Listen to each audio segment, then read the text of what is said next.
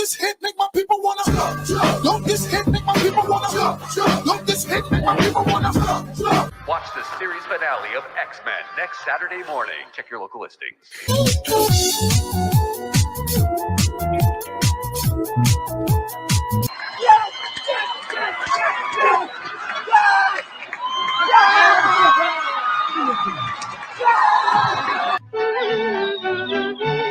It won't take long when there's a song to help you set the pace. It's just pathetic. Where we used to live. Why did you keep the mousetrap? So whistle while you work. Life could be worse. This is the worst. This is the worst. This is the worst. Mm-hmm. Yeah. And the Disney stock just keeps going down and down and down.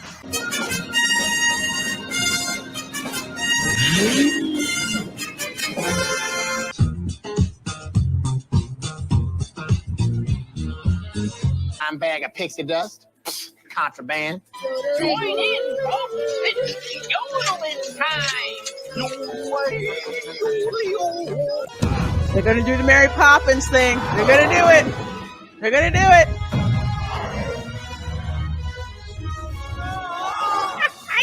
It's such fun to hum a happy working song.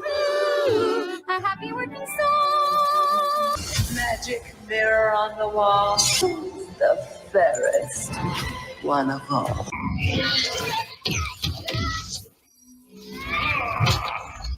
Oh, bitch, you killed Kenny. Kenny. You fat hoe. I get it. I'm not persecuted. I'm just an ass.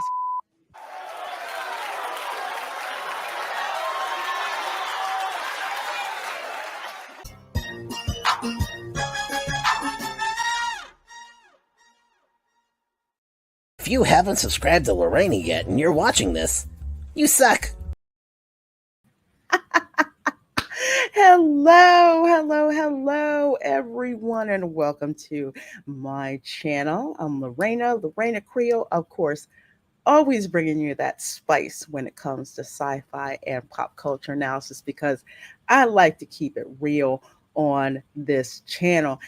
And speaking of keeping it real, welcome to the Spice Lounge, where we throw those spicy takes and hot conversation. We go all in, right? Yes, we do, because this episode is I don't know if I'd say it's spicy, but we will definitely be spilling the tea. Thanks to the New York Times, because apparently they have several receipts when it comes to the, I don't want to call it frenemies, mean girls, Heathers, I don't know, shoot, whatever it is. We knew something was going on between Bob Iger and Bob Chapek and the Walt Disney Company. So we're going to step through that as our main topic for today. But of course, you know what? We got to hit the hot topics as well. Before we do that, though, let's see. I see 20 of you folks in here already. And first off, I want to say thank you, Ruby Who, for gifting that one Reina Creole membership. I sure do appreciate that. So, folks, if you are lucky enough to get the gifted membership from Ruby Who, please do drop her a thank you. So let's see who we got here in the chat today. Let's see. I see Snorter Poopus, Polar Bear from Pinellas County, and one of my amazing mods that helps me keep the show running smoothly. Says hello, humans and other critters. We have got Tom F in the chat as well, who says, hey, y'all. Good to see ya. We have got Starlina here, who says, so ready, because I said, y'all ready for the tea. Yeah, Starlina's like, I'm so ready. So ready for the tea. And we got Kimberly Ann Hart here as well. It says, I'm ready. Well, good to see you, my dear. Who else we got here in the chat? Of course, we have got Sunset Harbor Entertainment, Inc., Says, hey, yeah, looks like I'm here on time. Well, you folks in the chat arrived precisely when you're supposed to. I'm the one who can't be late. And if I'm late, yeah, I deserve all of that. And Mark Daly, so good to see you, says, greetings from the Panhandle, aka South Georgia. And you have actually teed up the first hot topic. And it's hot, but it's really, really sad. And of course, for folks who do not know, we lost, I don't even know where to start. We lost a big one. And that, of course, is James Earl Jones. He died on Monday at the age of 93. And I tell you, this man, it's like I've just grown up seeing so much of his work, even outside of Star Wars. For some people, Star Wars introduced them to this amazing actor. For me, I knew him on Sesame Street. He was bald and he would count from 1 to 10. I also knew him as portraying Alex Haley in the miniseries Roots as well. My grandparents knew him from like other stuff. My father's side of the family, because they were from Mississippi, they really, really, really loved James Earl Jones because he also was born in Mississippi. And for the younger kids and the Gen Z kids, they know him as Mufasa, the voice of Mufasa of The Lion King. And hey, who can forget James Earl Jones in, oh my gosh, in the episode of The Big Bang Theory, which was so freaking hilarious. I absolutely loved that. And man, it is hard losing him. It's like your grandparents, you know they're old and you know they're gonna die, but the reality doesn't hit you until it actually happened. And just all the outpouring of love and affection and reminiscing about this man is just absolutely amazing. So I'm going to leave this up here while I go through the rest of the chat. Of course, here it says Mark Hamill, Kevin Costner among stars paying a tribute to James Earl Jones. And of course, the only tweet from Mark Hamill that I have ever starred or hearted, and that would be his tweet saying R.I.P. Dad. So let's see. We've got Real Wade Nation Gaming Clip says, hi all. Well, hello, my dear. Hello. Good to see you. Good to see you. How was my day? My day was a little crazy and scrambled. But all good. All good. All good. Tom F says Arnold's words on X about James Earl Jones was a nice tribute. Yes, indeed, it was. I mean, oh my gosh, it was just absolutely amazing. It's all of the people that worked with him and that knew him and all of that. It's just amazing. I would say he's on the level of pioneers of Black men in film and television, up there with Sidney Poitier. I mean, Sidney Poitier is going to be the GOAT, right? But James Earl Jones, I'm telling you, and that voice. Oh, God, I love that voice. Hey, Abu Nas. How you doing, El Presidente of the Dark Council? And you must check out his album, Security Concepts. Yes. Yes, you must indeed. Says, I'm glad I had the good sense to subscribe to this channel so I don't suck. LOL. Well, thank you. Dude, you've been one of those people who've been supporting my channel since I had no idea what the heck I was going to do with my channel. So I am so glad that you're here. We have got Charles Ratliff here. It says, hey, everybody. Oh, hey, and hello. Let's see. Reina Creole, I keep your streams sail free. Yes, you do. No, I appreciate it. We've got D Nice Gamer who says, "Hey everybody, well, hey there, hi there, ho there, good to see you, good to see you." And he did a movie called Second Civil War and By Dawn's Early Light. Yes, this man did a ton a ton of stuff. And yeah, I'm shocked, but it's sad. Yeah. Hunt for Red October, Clear and Present Danger. Dang, that was so good.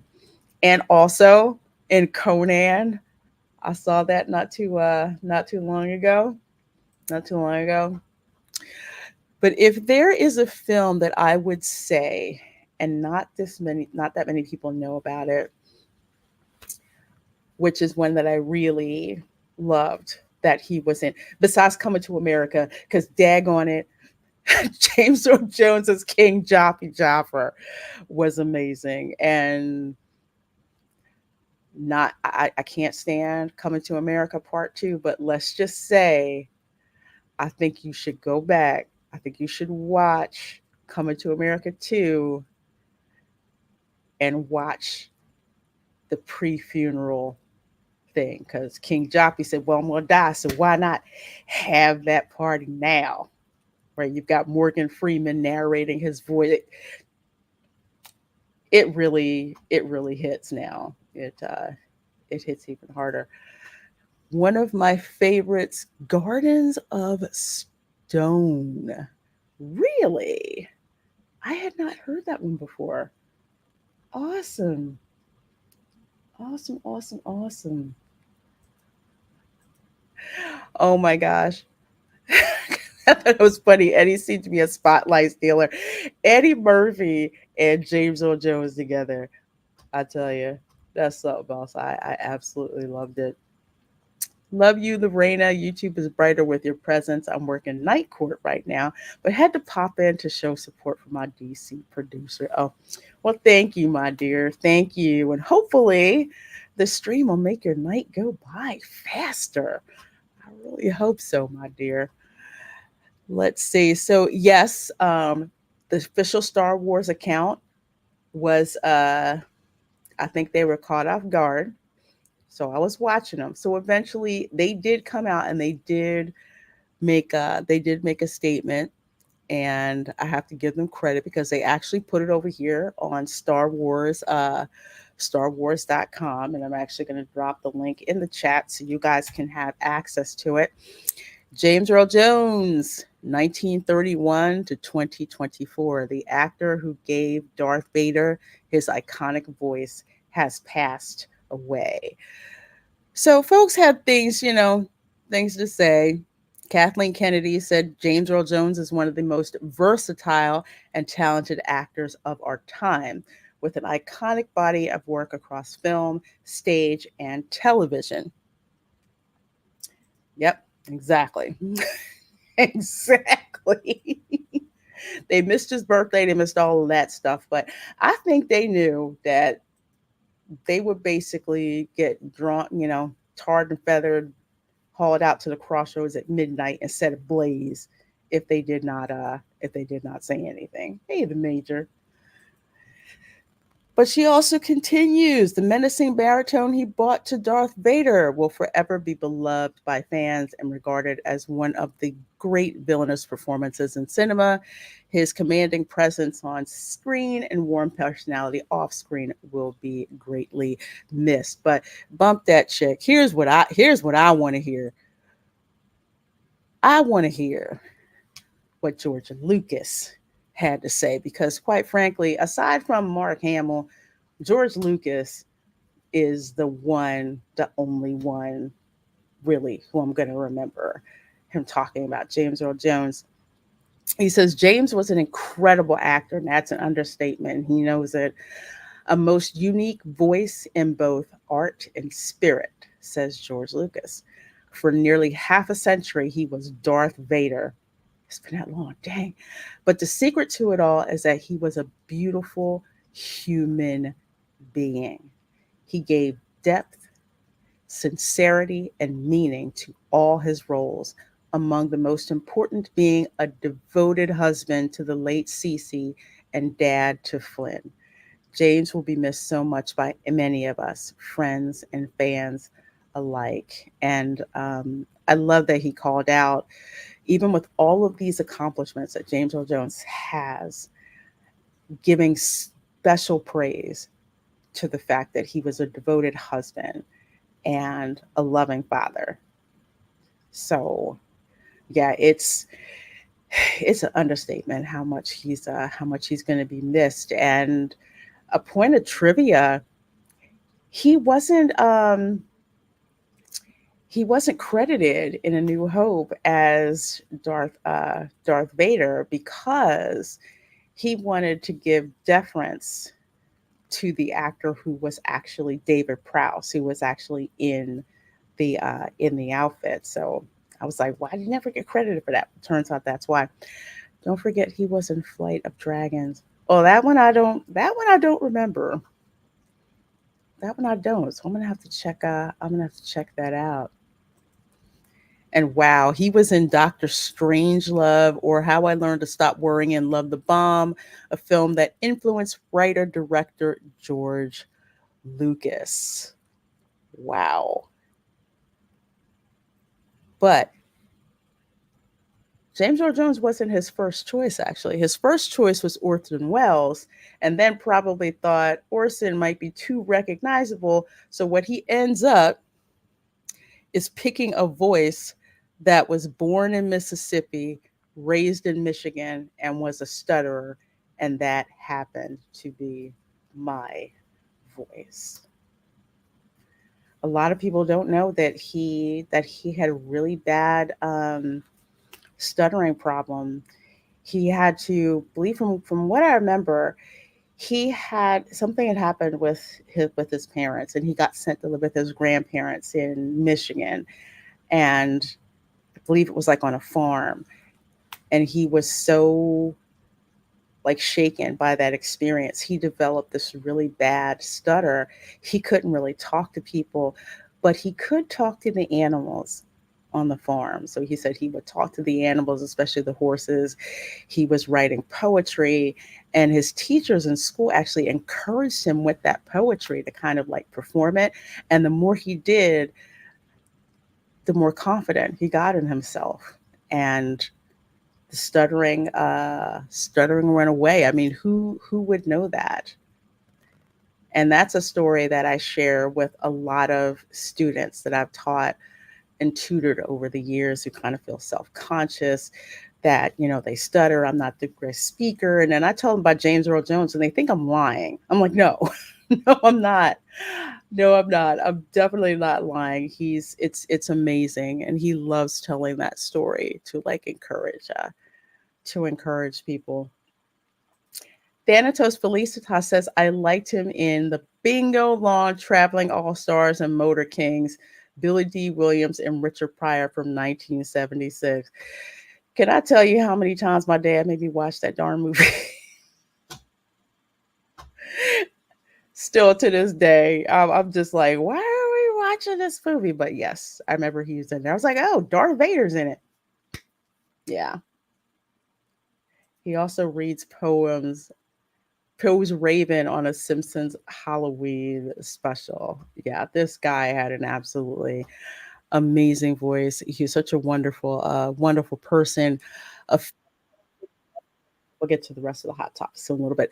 A film that I will definitely recommend, especially given the tension of the times and people who tend to think that racism is some kind of LARP. Okay.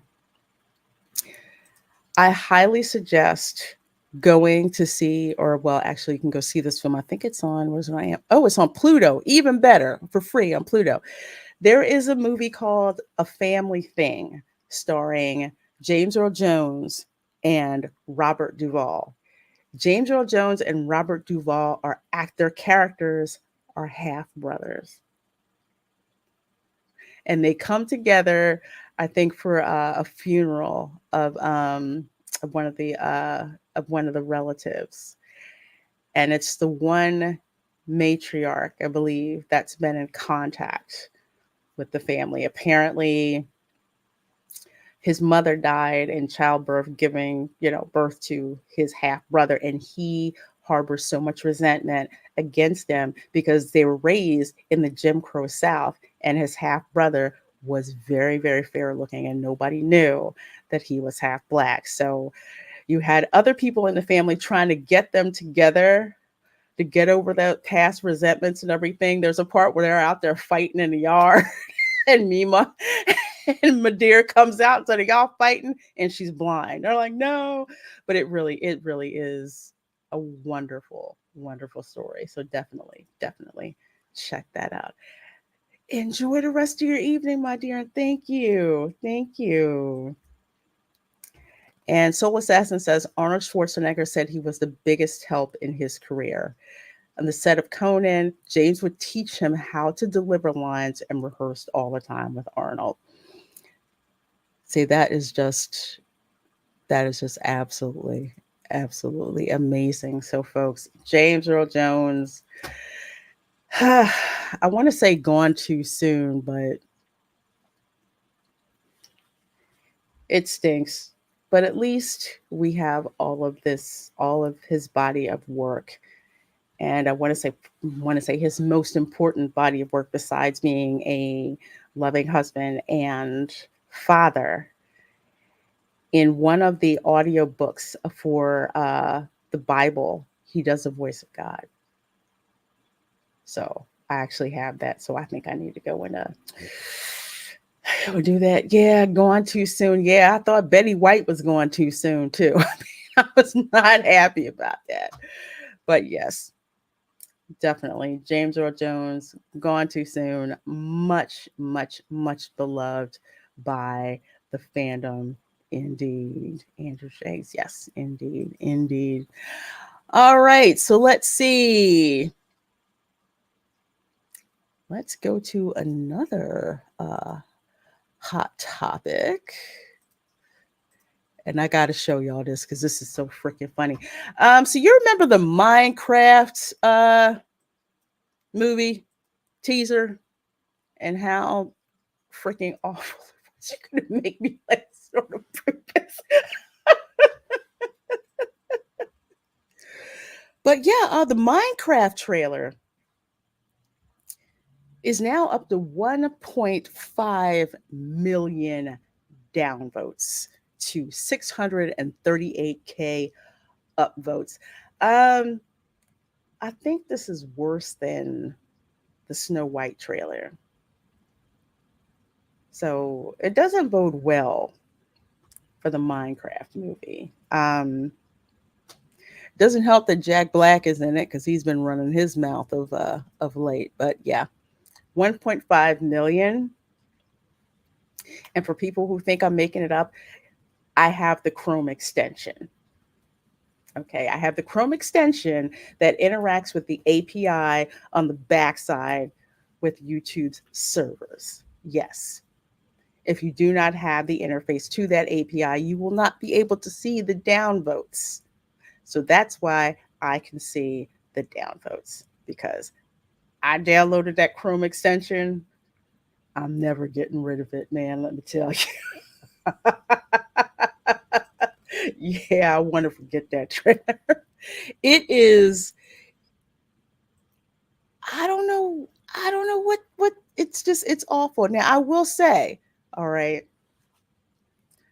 purely superficial, I want to watch it just so I can see Jason Momoa. That's my bad. I got to see Jason Momoa. Other than that, I expect nothing from this. I expect it to be a nice big dumpster fire. That's all I'm saying. Tenacious D into that. Yeah, exactly. And he found out real quick that the age of cancellation is over, and people have freaking had it. Hey, Dylan, good seeing you. It's amazing how fast an image can be tarnished. Yes, it can. Especially when you have studios who think they know better than you do. It looks like they hit Jason Momoa with an ugly. He can never be hit with well, he could be hit with an ugly stick, but I don't think it would transfer. But yeah, the pink, yeah, I didn't dress him. We'll put it that way. In other words, he effed around and found out. Yes, yes, he did. He effed around and found out. And rather than saying, hey, we need to be, coming together, not being divisive, but he just stood there and laughed. So, and thought he could get away with it. And it didn't happen. Well, all you got to do is say the wrong thing. Yeah, now it's kind of like the pendulum has shifted the other way, where a lot of these actors who used to get off, telling us peons what we can say and what we can't say, because a lot of us are voting with our dollars, when we hear some nonsense, it's just like, screw you people. Yep. I don't play Minecraft and I cringed at that trailer. I wonder if Momoa lost a bet or something. Nah, he probably just said, what the heck, I'll do it. I mean, he looked a lot better in the Fall Guy. I will say that. He looked legit hot in the Fall Guy. This, and ain't no sense. Kiss My Grits says, having never played Minecraft, does this trailer give the game any justice, or is it a total embarrassment? Well, according to Camera Girl and according to my nieces and nephews, they've played Minecraft, and this looks like a traffic accident. Like, out of morbid curiosity, they would look at it, but they're not expecting a whole lot. Hey, Ron, how you doing? Can you hear me? Yes, we can hear you fine. I'm still on the road. So yeah, I wasn't sure if I could join this way or not via my cell phone. Yeah, you kind of sound like you're on the road, and it's kind of roboting a little bit. Okay. But that's what I happens. may have to wait until I was going to say I may have to wait. I'm going to have to leave and just wait so I can drive safely and get home and then try to get back in. Yes, please do drive safely. We'll be here. All right. I'm going to do that. I wanted to check and see if this worked, but I'd rather stay safe. Yes, please do stay safe, my dear. Please do stay safe. I'll be back in a bit. All right. Okay. Bye. So yeah, that's what's going on with Minecraft. Andrew Panagiotis, I hope I said that right. Bob Iger wants Disney to succeed. I would have to debate you on that. I think Bob Iger wants Bob Iger to succeed, because if he wanted Disney to succeed, there's a lot of missteps that he shouldn't have taken in the first place that he did. But we're going to get into that with the tea a little bit later on. Can you pick me up some milk?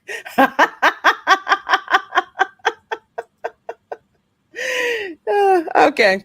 All right. Well, that's it with the Minecraft. So the last bit of news that we're going to share for the hot topics, of course, is, and I have to thank Kiss My Grits for sending this to me, because I had no idea what this was. But apparently Jared Leto has reportedly been offered the role of Skeletor in the Masters of the Universe live action film.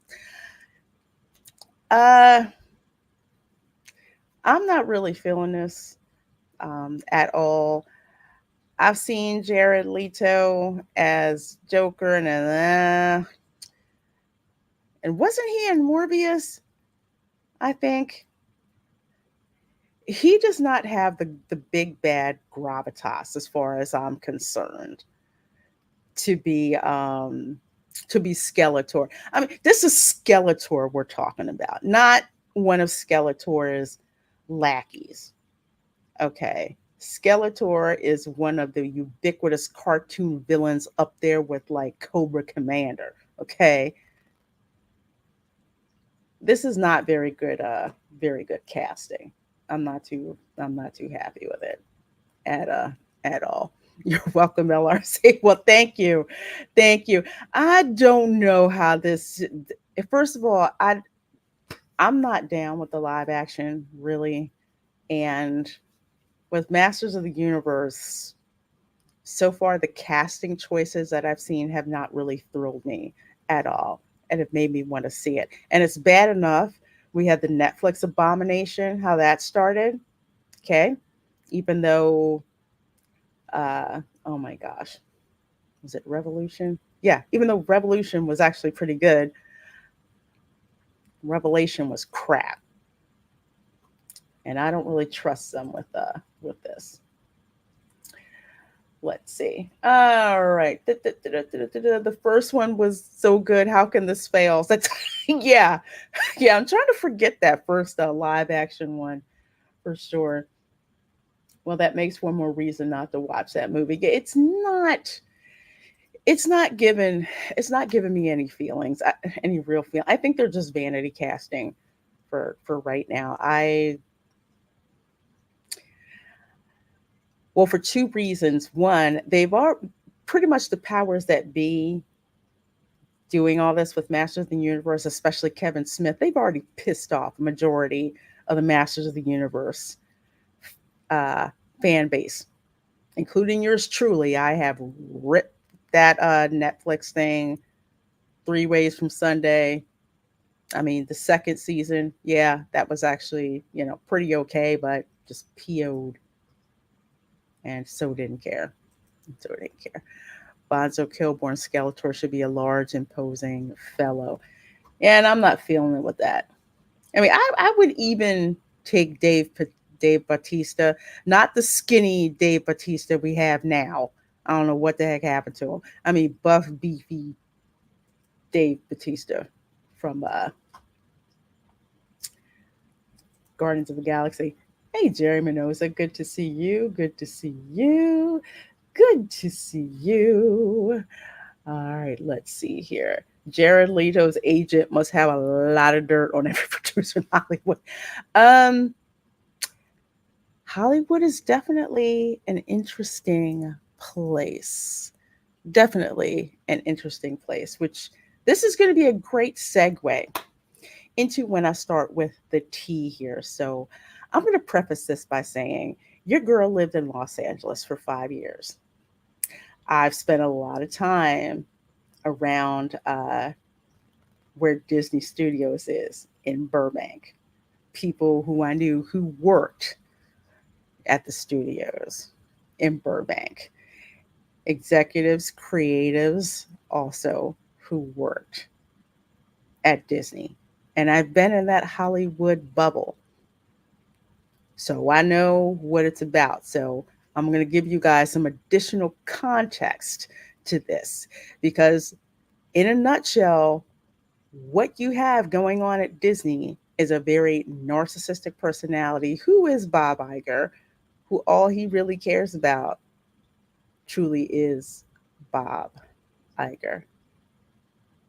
It's not what he can do for Disney. It's what Disney can do for him. And we're going to get into this New York Times T article here to reveal a lot of things that we kind of had inklings of what was going on.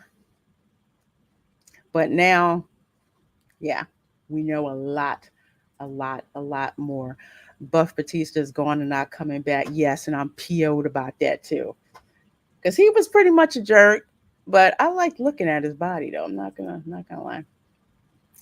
Idris Elba would be a great Skeletor, but he's probably done with comic superhero characters. Plus, he's doing stuff. He's in Sonic 3. So,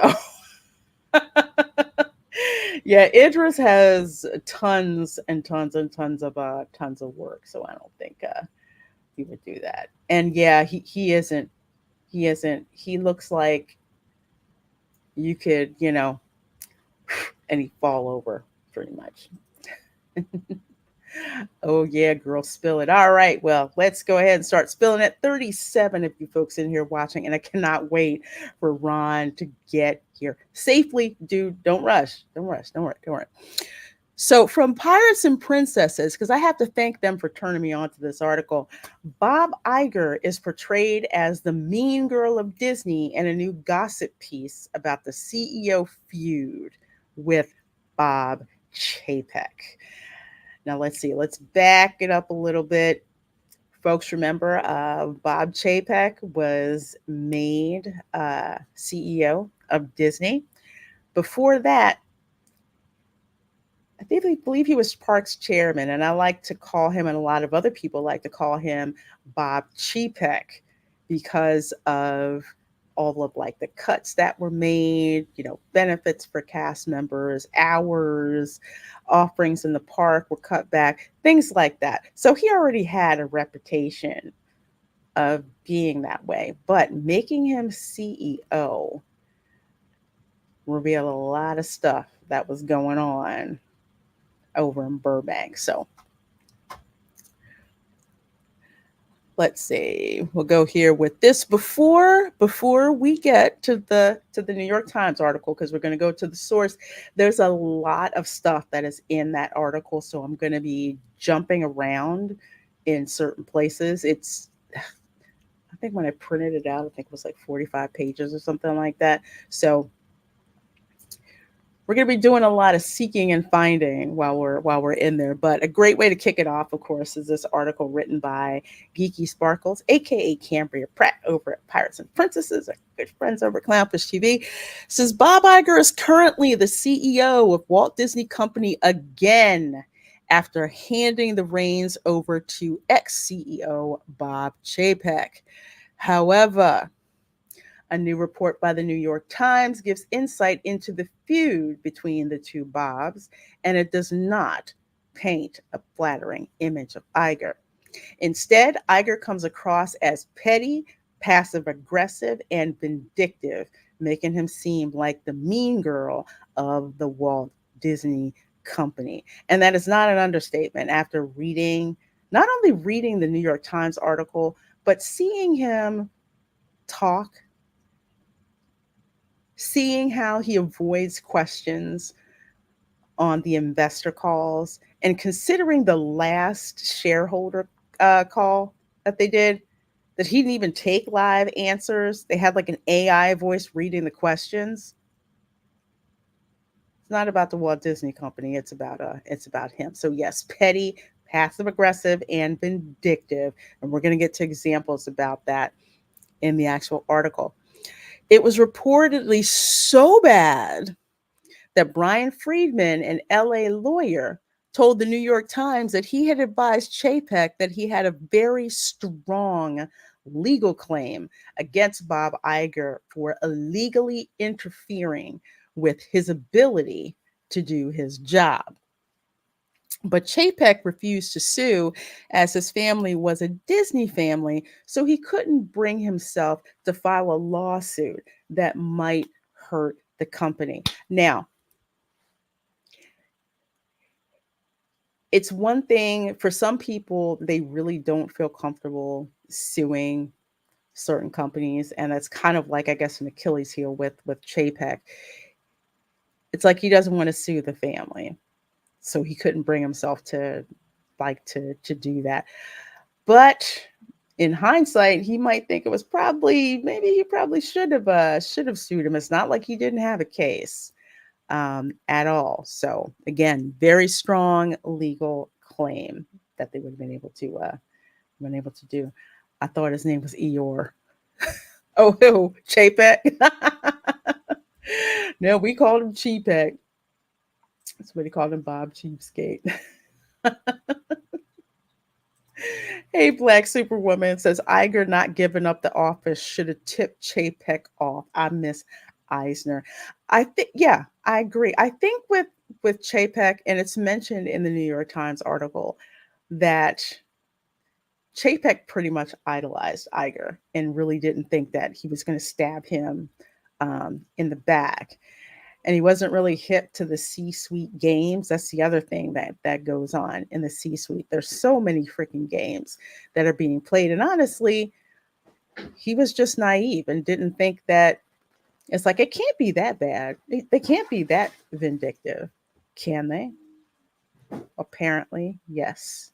Apparently, yes, they can. And yeah, I miss Eisner, even though he decided to spout off and say, "Oh, well, Peltz isn't good for the company." It's like, oh, could just shut up. But to be truthful, yes, there is no loyalty in corporate America, and Chapek should have known that. I mean, I know that. I've seen it all the time.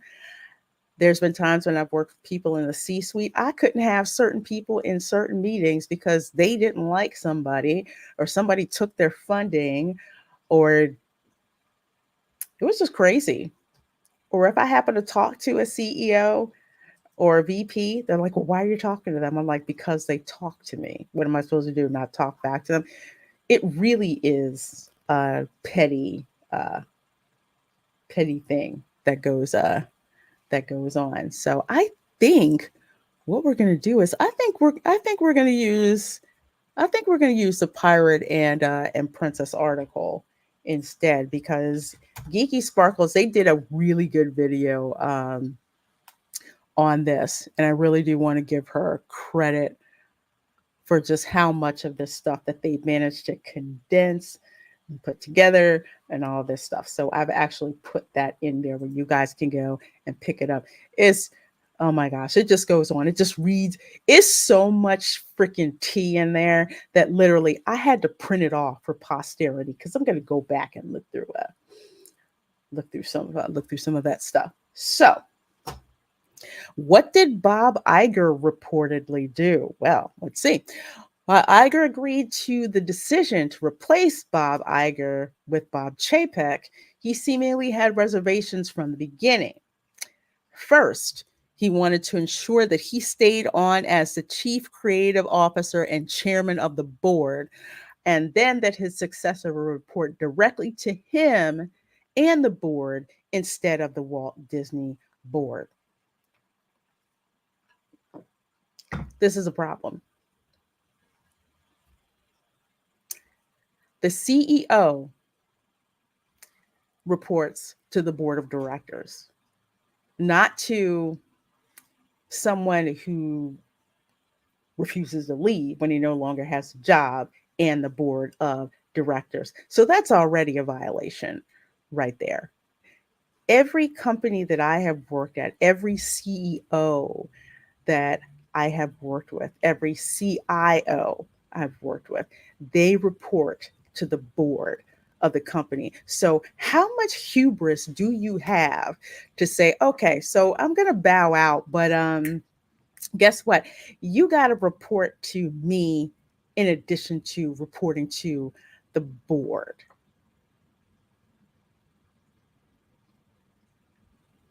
I mean, to stay on as chief creative officer, okay, and chairman of the board, you're reporting to the board, not you.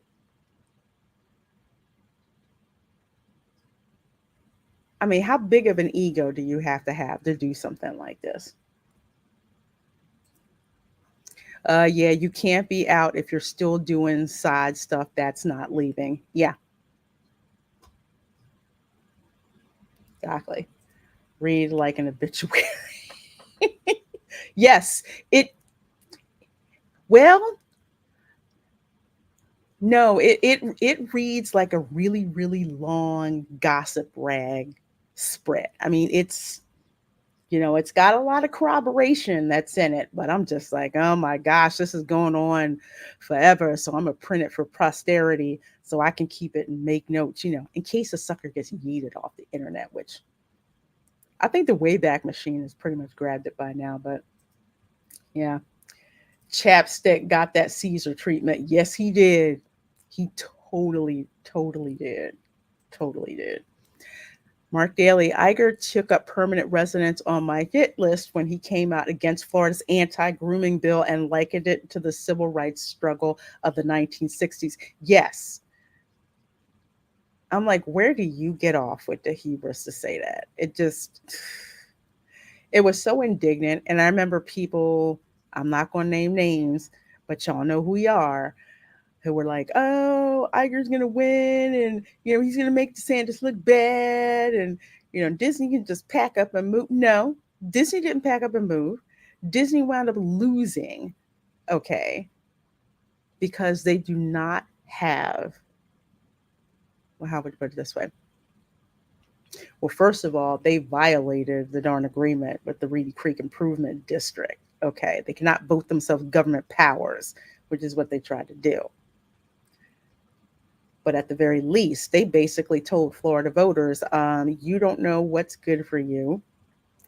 We know what's better for you, and you hicks in Florida would have nothing if it was not for the Walt Disney Company.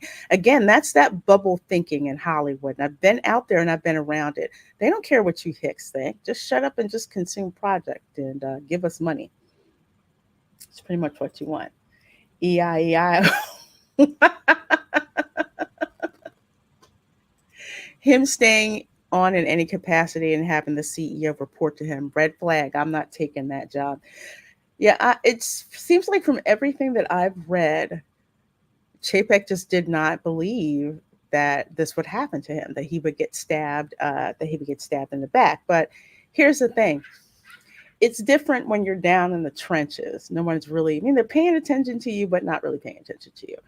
Once they bring you into that position, and you have somebody who will not leave and they're still hanging around, they're hanging around for one reason: to stab you in the freaking back. And that's pretty much what they did. Meg B says, I remember in 2008 how excited I was about all the things Iger was doing when he went pre-kids, just my husband and I. How things have changed and how wrong I was. Yeah, it took a while for all that stuff to happen. Yeah, it's just Rita would have had Iger on the curb like Steve Martin and a jerk walking down the street with his stuff. You got that right. I don't trust none of you. There's a reason why when companies merge or a company gets bought out, that they start firing the C-level or giving them golden parachutes to jump out the window and never come back. Yeah, there's a reason for that.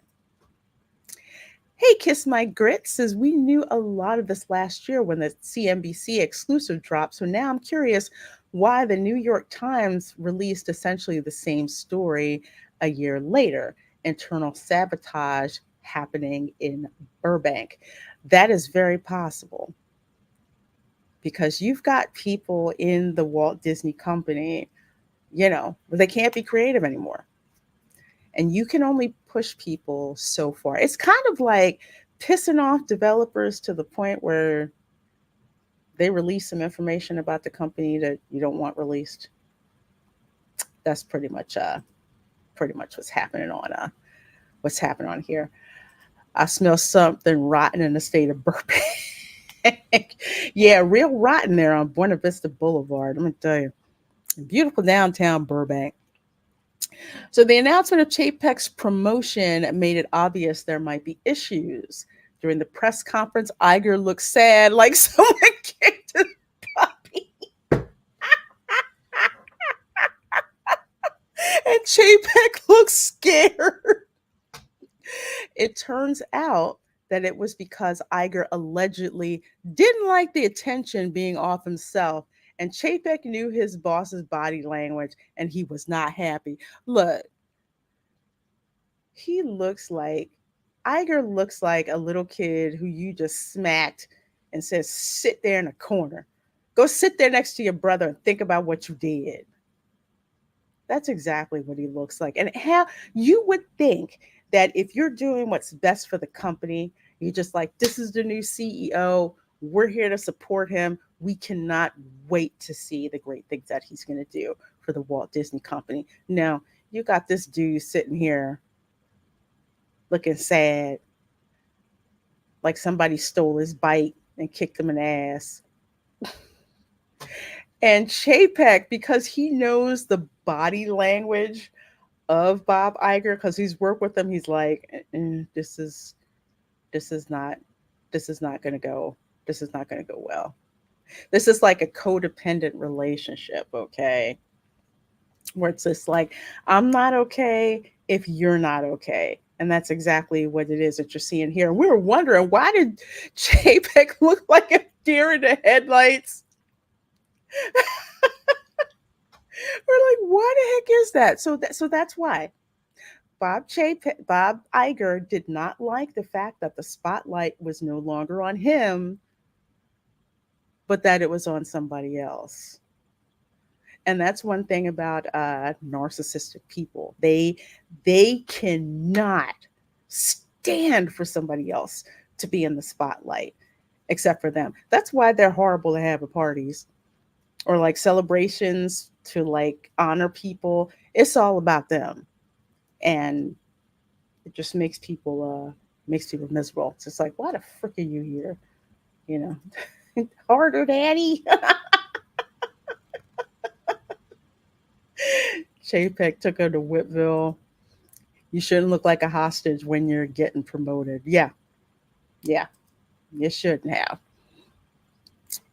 Let's see. Chapek's tenure was fraught with a power struggle. Iger couldn't let go of control, and Chapek didn't listen enough, supposedly. So Chapek was accused of missing meetings, but claimed he was not told about the meeting. So here's a quote. He insisted, or well, this is somebody telling the New York Times, he insisted that he hadn't skipped meetings, but rather Mr. Iger had scheduled them without telling him. Mr. Chapek said Mr. Iger ceded little authority, something Mr. Chapek said he had accepted without complaining. Okay, so I have been in this position before where someone wants to exert power and they don't want me around because I'll show the spotlight on all your problems and I'll call you out on your nonsense. Then it's like, oh, we talked about that in that meeting. I'm like, what meeting? You didn't invite me to that meeting. So how am I supposed to know? Oh, whoops, I'm sorry. We didn't put you on the list. Yeah, something like that. But unlike me, who I'm calling all y'all out about it, he just accepted it without complaining. You know, Bob Iger's damn Nicole's character. Yes, he is. He is. And yeah, he forgot the cover letter on the TPS report. Yes, and he didn't get the memo. So according to reports confirmed by Bob Chapek's representative, but denied by Disney's representative, of course they would, Bob Iger believed he had the option to remove Chapek and return as CEO if he didn't feel it was working out. Okay, how? All right. So basically what you did is think you had the option that if the CEO didn't work out, not that it was the board who would have the option to remove the CEO, because the board is the only collective body that can do that. That you had the option, if you return to CEO, to get rid of Chapek. Who freaking does this? Let me read this here. Mr. Iger told him that he couldn't handle the truth and then proceeded to say that before the board had agreed to name Mr. Chapek chief executive, the directors had assured Mr. Iger that if he didn't think it was working out, he could fire Mr. Chapek and return as chief executive any time he wanted. Given the dual reporting structure, it is unclear whether Mr. Iger had that authority. Hey, Emily. Happy Tuesday. Good seeing you. You mean I can unfire myself? Well, no, isn't it the shareholders' majority? From what I understand, if there's like something egregious that's happening, the board can fire the CEO. When that seat is up for renewal, that's when it'll go to the shareholders to vote on whether or not to keep that person or fire that person in favor of someone else with more votes.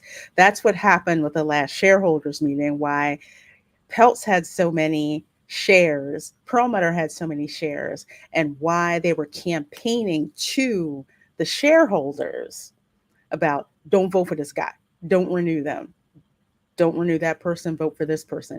The Disney board recommended they all get reelected. That was in the proxy materials. Kiss My Grit says, I can't wait until Chapek's lawyers find a loophole in his NDA because he needs to sit down with Tucker and spill all the tea. Oh, I bet you his lawyers has done that. Like, you just say the word. You just say the word. And we will rain down hellfire and brimstone. Completely. So the board had to step in numerous times to play referee to the Bobs. Yeah, you think so? Because you have one dude who he needs to either leave or he needs to know his role and shut his mouth. But he didn't want to do that because his ego didn't want to do that. Iger's refusal to clearly give feedback led to further issues for Chapek.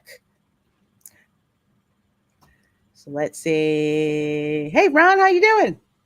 I'm back. Can you hear me? Yes, we can hear you fine. Okay, good. Good. Yeah, we are here, and I'm so glad Pirates and Princesses helped do some more work for me because that article from the New York Times is so long. And there was a. Where did I see the reprint on Business Insider, Business something? I can't remember what it was, but I couldn't read it off New York Times because I don't have a subscription, so I had to find it somewhere else.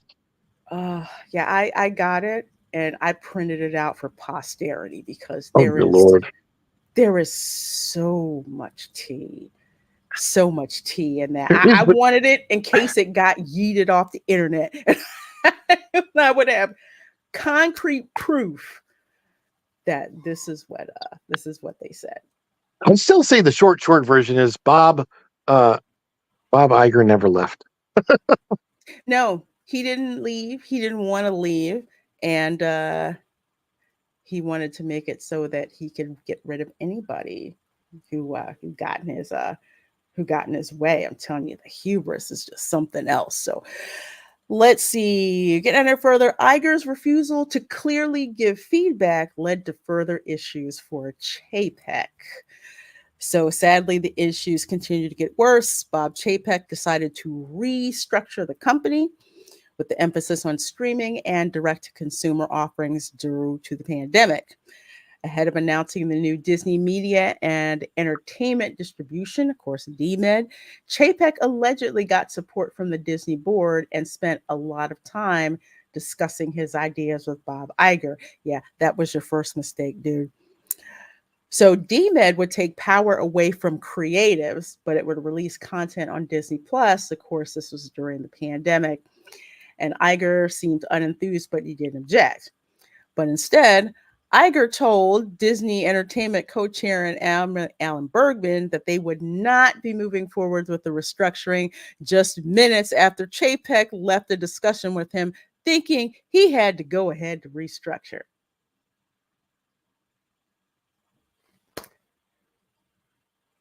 So in a nutshell, Iger's like, yeah, go ahead and do it. Calls Alan Bergman, yeah, no, we ain't doing this. We ain't doing this. So effectively trying to act as CEO. He's no longer CEO at all. So this looks like I love these quotes here. So anyway, 2-hour meeting at Mr. Iger's house. Of course, Chapek thinks he's got his blessings.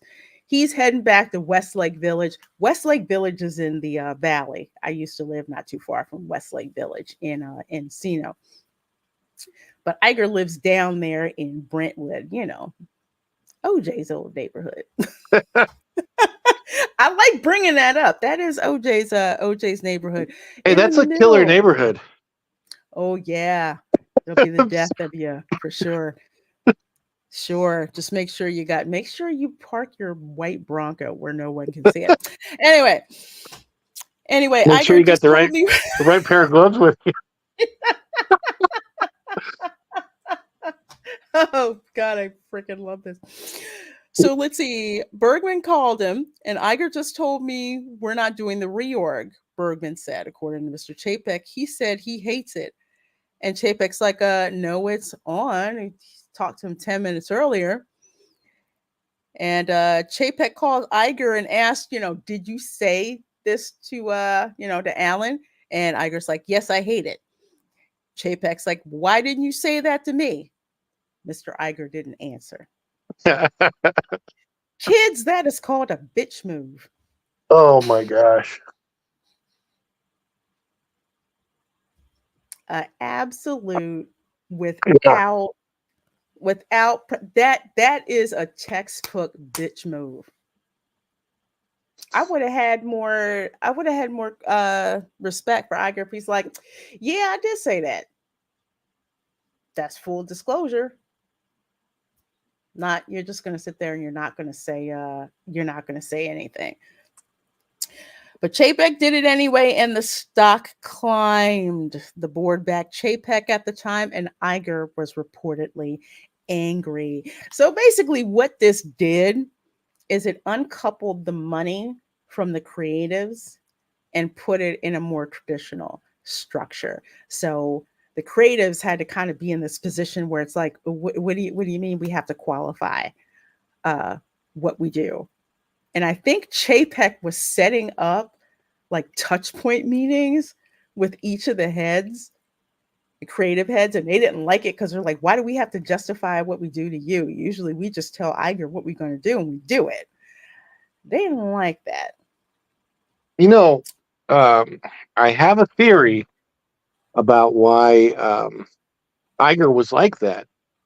I don't think Iger, and probably not Chapek either, honestly, but I don't think Iger has much of a creative bone in his body. When he worked for ABC before, everybody around him was a creative. He was always felt like he was good at managing creatives. But his thing with Disney, what really built his reputation with Disney was, I purchase all the big stuff, right? I purchased Marvel, Yeah. I purchased Pixar, I purchased Star Wars, hoping that in those purchases he would get creatives in the really good creatives in the deal, which with Marvel, clearly at the time that was working. Pixar wasn't too bad, although they should never have gotten rid of John Lasseter. That was a whole nother convoluted thing. But Yeah.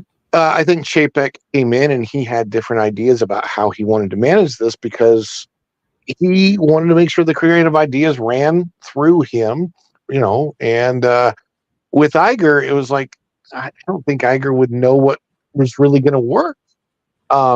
Because if he did, Star Wars wouldn't have gone the way Star Wars went. No, I think with Iger, of course, he loves being in that Hollywood bubble.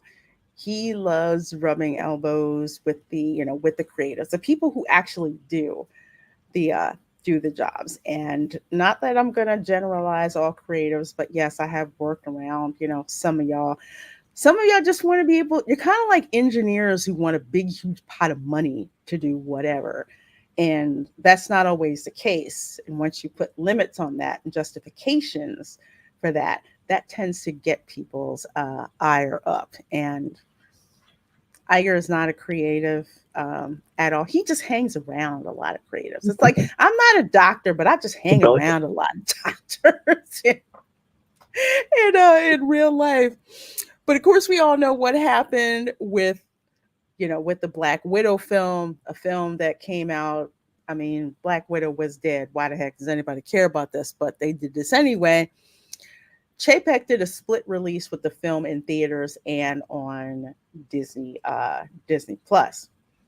So her contract, which was created pre-pandemic, demanded a theatrical-only release with her full pay decided by the box office. And when that didn't happen, she wanted $50 million more. When it was refused, she filed a lawsuit. So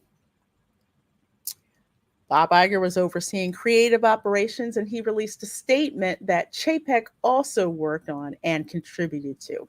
In the statement, Disney called the lawsuit sad and distressing and accused the actress of having a callous disregard for theaters and customers due to the pandemic. Chapek took most of the blame from the media, which furthered the rift. And I remember when this happened. I think Chapek said something to the effect of, "You got paid $20 million, so why are you upset?"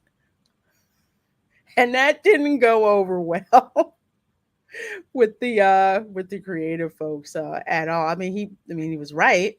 Chapek was right, but Chapek also, how would I put this? You know that movie Office Space?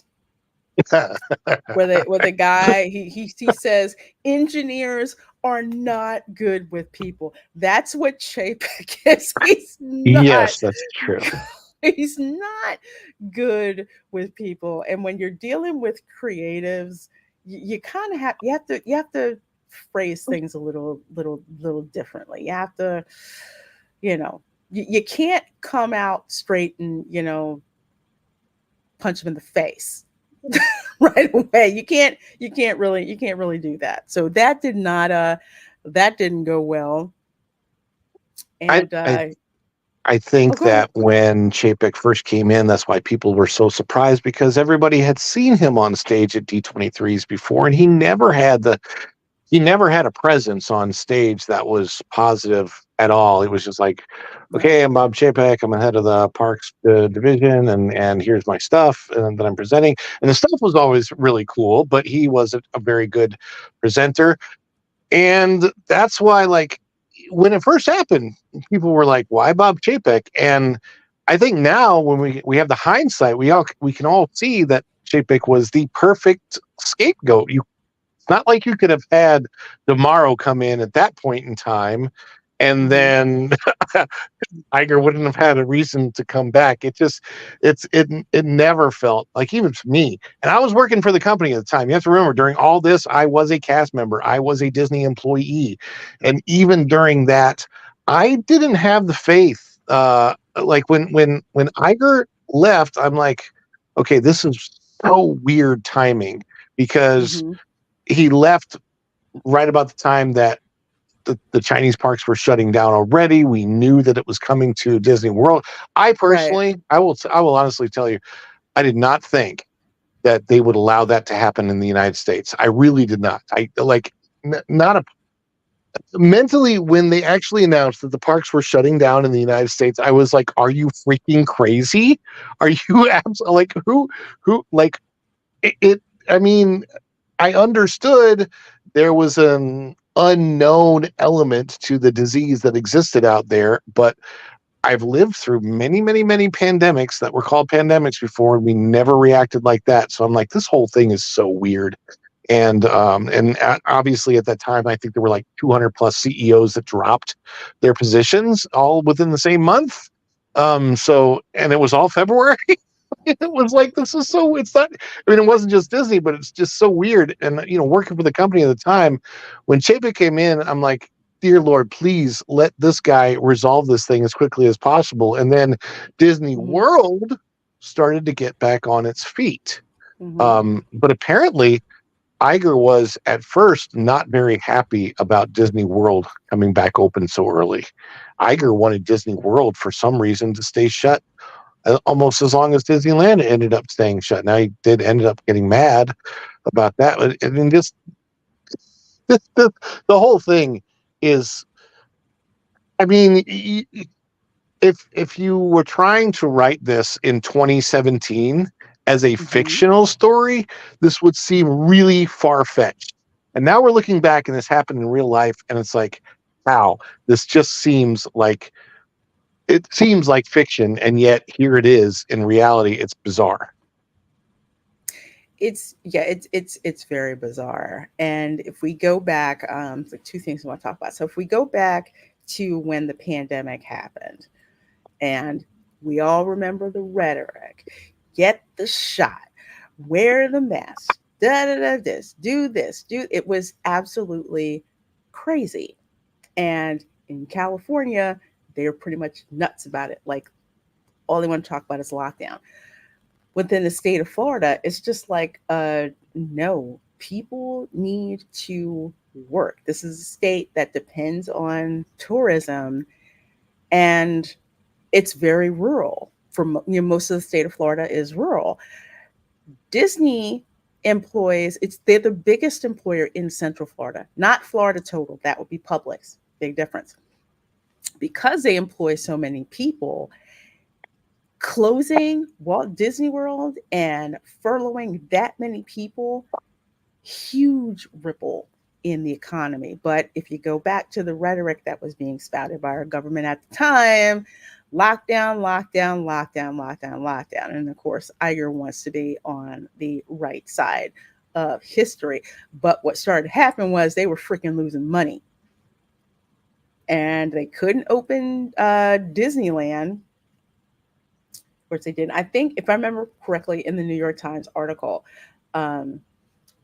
Governor Gavin Newsom, oh my gosh, Mr. Hare, lockdowns in the state. Initially, he wanted Disneyland to stay open, but Iger was like, well, we need to err on the side of caution. But this was in the early stages. It's like, okay, find out what you're dealing with.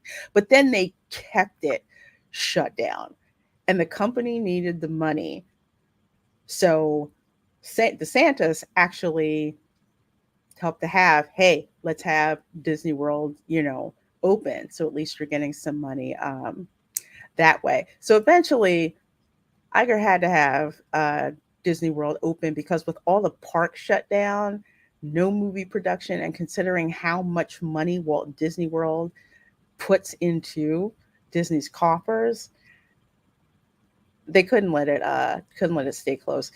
The other thing is, with Chapek being the perfect patsy, once again, I've seen this in corporate America. They will have a project that is going to hell on a rocket, and they'll bring in a consultant who they think won't really be able to fix it, because the idea isn't really to fix it.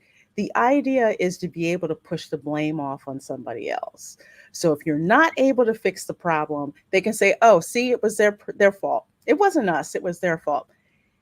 If you go in there and it looks like you are literally about to completely solve the problem, and you show exactly where the real problem is, you'll wind up losing your job too, because you're doing your job a little too well. So unfortunately for Chapek, he really didn't think that was going to happen to him. And I guess so, and not to speak for him, but I guess in a way idolizing Iger and thinking, hey, he wants me in this position. He has my best interest at heart, right? No, sometimes people open positions to put people in hoping that they will fail miserably. And if it looks like they're starting to succeed, guess what? Yeah, we're going to have to sabotage that, because that's how that works. Kiss My Grit says, I was part of DMed for the 2 years it was active, and it was definitely a poop show because of power shifts and lack of clarity over roles and responsibilities. Lots of backstabbing.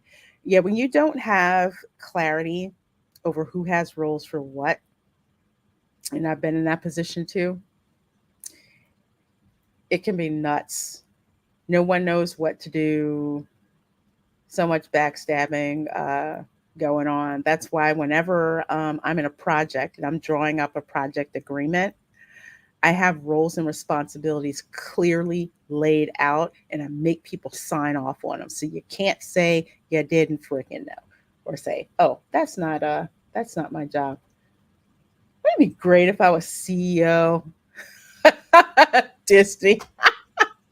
They would hate me. Oh my gosh, they would so freaking hate me. I'd be like Gordon Gekko.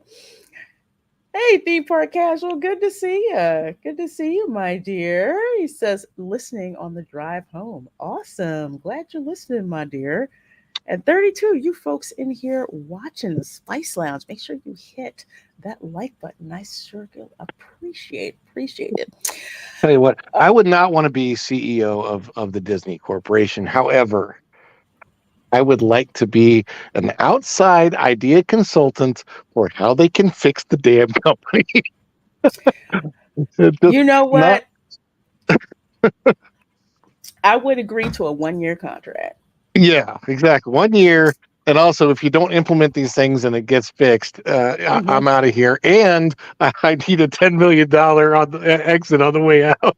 Oh yeah, I've had that bonus structure. Hey, if this happens, if the stock goes up by X amount of dollars, guess what? That's how much money you need to give me on the way out. Tell you, I would have a Machiavellian type of contract because they need someone to go in there with the idea of we need to fix the Disney company, not, you know, let all this dysfunction just go crazy. But Iger finally leaves, but reportedly continued to sow discord. Of course, basically, he goes out the door and is throwing Molotov cocktails back at the company. Yeah. Just I a remember mess. that period of time. That was, oh, what a horrible, it was a horrible period of time. Just nuts. So when Iger did finally leave the Walt Disney Company, he and his wife Willow Bay, man, that's such a California name, decided to throw their own party at home. I can say that. That's like Apple. Or rumor or scout. Oh, Like, what the heck? Oh my gosh. So they decided to throw their own farewell party at their home in OJ's neighborhood. Reports indicated that they chose a day that Bob Chapek was set to travel to Orlando, but he canceled and attended the party. He wasn't supposed to be there. He wasn't supposed to be there. He wasn't supposed to be at the party. I mean, think about it. It's like, yeah, we know dude's gonna be out in Orlando. Let's throw the party because he won't be here, and we can talk behind his back. Imagine him showing up. oh my gosh. He Marquez was cracking. Oh, was I not supposed to be here? It's like I wasn't. Did I miss the Evite? Did I not get Evite? I was in the group chat. Am I not in that group chat? What happened? You know. But let's see. From the get-go, guests knew there would be drama. Oh, I know parties like that. Like, oh shoot, so and so is here. All right, it's gonna be a hot mess. But I want to see the drama. So when Chapek arrived at the same time as Thomas Schumacher from Disney's Broadway division, Bay welcomed Schumacher warmly, but barely acknowledged Chapek, saying she saw him all the time. Damn. Wow. That's rude as hell. I mean, can you imagine that? The C-suite folks are in there. Everybody knows each other. And it's just like, yeah, I see you all the time. Whatever. Dang, that is effed up. But don't wait. It gets better. Dang, Geeky, I freaking love you for putting this together. Let's see here. During Iger's speech, reminiscing on his start as an assistant on ABC Sports, where he covered dirt track racing in Terre Haute, Indiana. I think that's where the Columbia Music Club used to be. Anyway, he stopped to make a dig at Bob Iger, who was from Indiana, saying, "That's your area, Bob, isn't it, Bob? You know all about dirt tracks." I think she meant to say Bob Chapek, but yeah, because Bob's from Indiana. So this is, first of all, dang, that is just nasty. And if I remember correctly, Walt Disney came from the Midwest. He was born in the Midwest. In Chicago, grew up in Missouri. Yep. Grew up in Missouri. Ugh. That's just so disgusting. And even at Iger's last meeting, where he was chairman of the board, he allegedly made comments against Bob Chapek, who was not at the meeting. Considering how much of a narcissistic jerk Iger is, I believe it. I've heard C-suite people say, just dang. It's like, do you not realize there are people around who can record that stuff and keep it under wraps? They will just keep freaking talking. It's just a mess. I would have rolled up on Iger like I was Nino Brown. It's just a mess. Oh my gosh. So he reportedly did not go as far to ask for Chapek's dismissal, but said this. Mr. Iger asserted that under Mr. Chapek, the collegial culture he built over 15 years was crumbling. Disney was a company that depended first and foremost on creativity, and Mr. Chapek's DMED reorganization had damaged Disney's creative engines. And I think that's something that Kiss My Grits had spoken about. So I think it's that they had this, but probably no clarity or sabotage with that clarity. The company, he said, had become distracted by a deep rift. Mr. Chapek and his allies on one side, Disney's creative executives and the Hollywood talent community on the other. Bob Iger's contract was up and he left the Walt Disney Company. So yeah, Bob Chapek, the Hollywood folks didn't like him very much. And I remember many articles coming out of the Hollywood establishment media. Was it the triad? You've got the Hollywood Reporter, you've got Variety, and what's the other one? Hollywood Reporter, Variety, and I was going to say Deadline, but it's not Deadline. Yeah, we'll put Deadline in there. Yeah, pretty much. Those three. Okay. They're not Bob's friend, not Bob Chapek's friends at all. And they would just trash him up and down. But folks. Oh, go ahead. No, I was just going to say the irony. I just remember the whole time working there, because everybody that worked there, we all called him Chapek, cheap steak, whatever. I mean, I said that earlier. Right. I mean, there were no, like, all the cast members called him that. But you look at this now. The irony of it is, Bob Iger has been way cheaper since he took back over, and which is weird, because we all thought, well, it wasn't like that before. He was buying all these things up, but what we didn't realize is that he spent all the money. Yeah. But it's like after the Fox acquisition, it was all gone, and it didn't work for Disney Plus. The only thing that propped up Disney Plus was the pandemic. After the pandemic, people realized that there's a lot more choices in life than sitting around watching streaming services, and everybody wanted to get off their butts and get out the door and go do stuff. And there was no money left to put back in the biggest moneymaker of the company, the parks. So yeah, and that's where we stand today, with Bob Iger proving that he's more of a cheap skate, more of a cheap skate than Chapek. Oh God. Yeah, and don't forget, folks. You've got Comcast like Debo and Friday. I'm like, where my money at? Oh, wait, no, that was Big Worm. Where my money at? Where my money at? To pay for Hulu. Where's my money? Where's my money? and not to mention the fact that they were in that battle. Remember, they're the ones that drove the price. I mean, Comcast was smart. They drove the price up for Fox. And didn't it start out like it was only going to be like $40 million, or I mean $40 billion. I know we're saying only, but whatever. This is corporate money. So it was like 35, 40 billion, and then they drove the price up, and finally Disney What a great move. And now it's like we force you to buy Fox, pay way too much money for it. We force you to buy Hulu, pay way too much money for Hulu, and we have taken all of our money and put it into a brand new park that is going to kill your business in Orlando, which is your main business.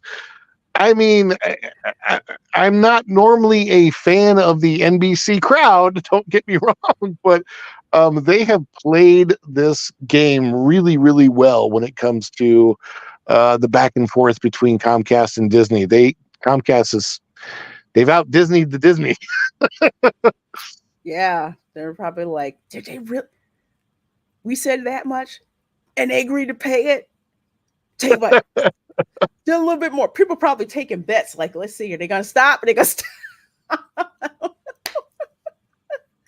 Kiss My Grit says DMed didn't sabotage the creative engine. It just made them adhere to strict budgets and give rationale for projects/budgets, which creatives never like. Yeah, that's what I talked about earlier when Chapek set up DMed and was talking about, hey, I want touch point meetings with all of you. And that's a given in the corporate world, where you have touch point meetings. Okay, what's your budget? How much you spending? What's your plan for that? You want X, Y, and Z? How you going to pay for that?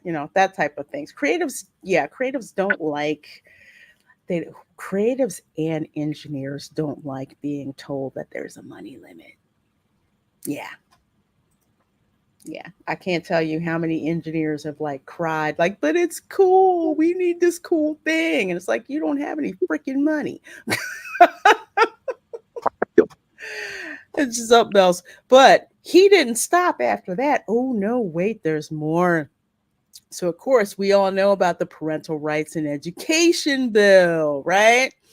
Chapek reportedly wanted to stay out of politics and worried the company was becoming too partisan, smart, alienating a large part of their audience. The board and chairman Susan Arnold agreed with Chapek. After President Biden put out a statement against the bill, Iger also put out a statement agreeing with Biden. Yeah, this was another bitch move on Iger's part. And I did see this. Do you remember seeing this? Were you on X at the time, Ron? The statement? Yeah. I think, no.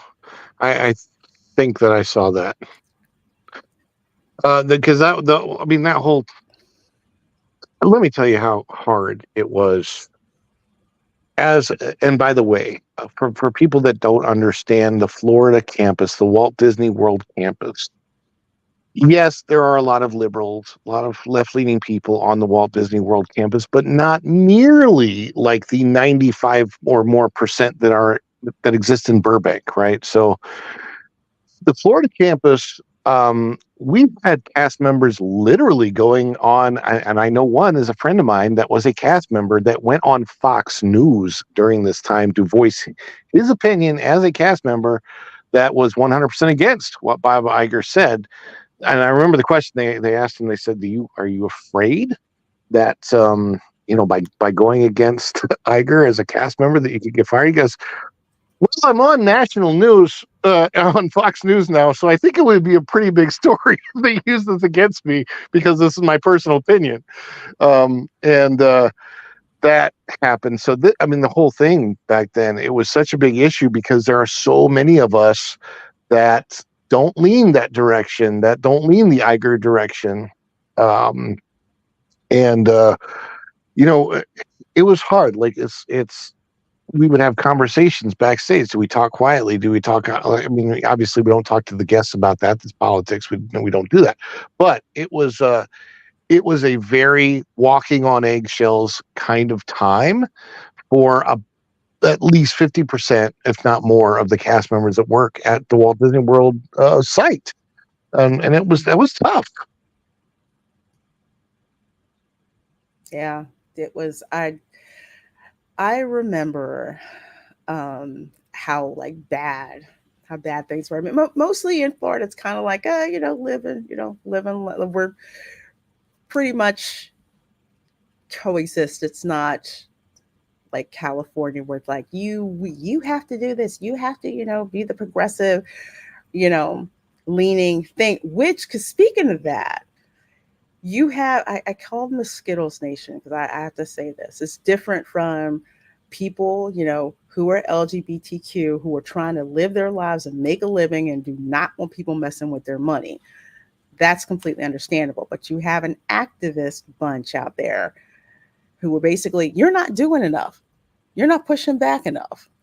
And see here, fearing the growing sentiment against the bill and employee backlash, mostly in the creative department, and I'll add, mostly in Burbank, Chapek and the board agreed to sign the human rights campaign letter that other companies were signing to keep the company safe.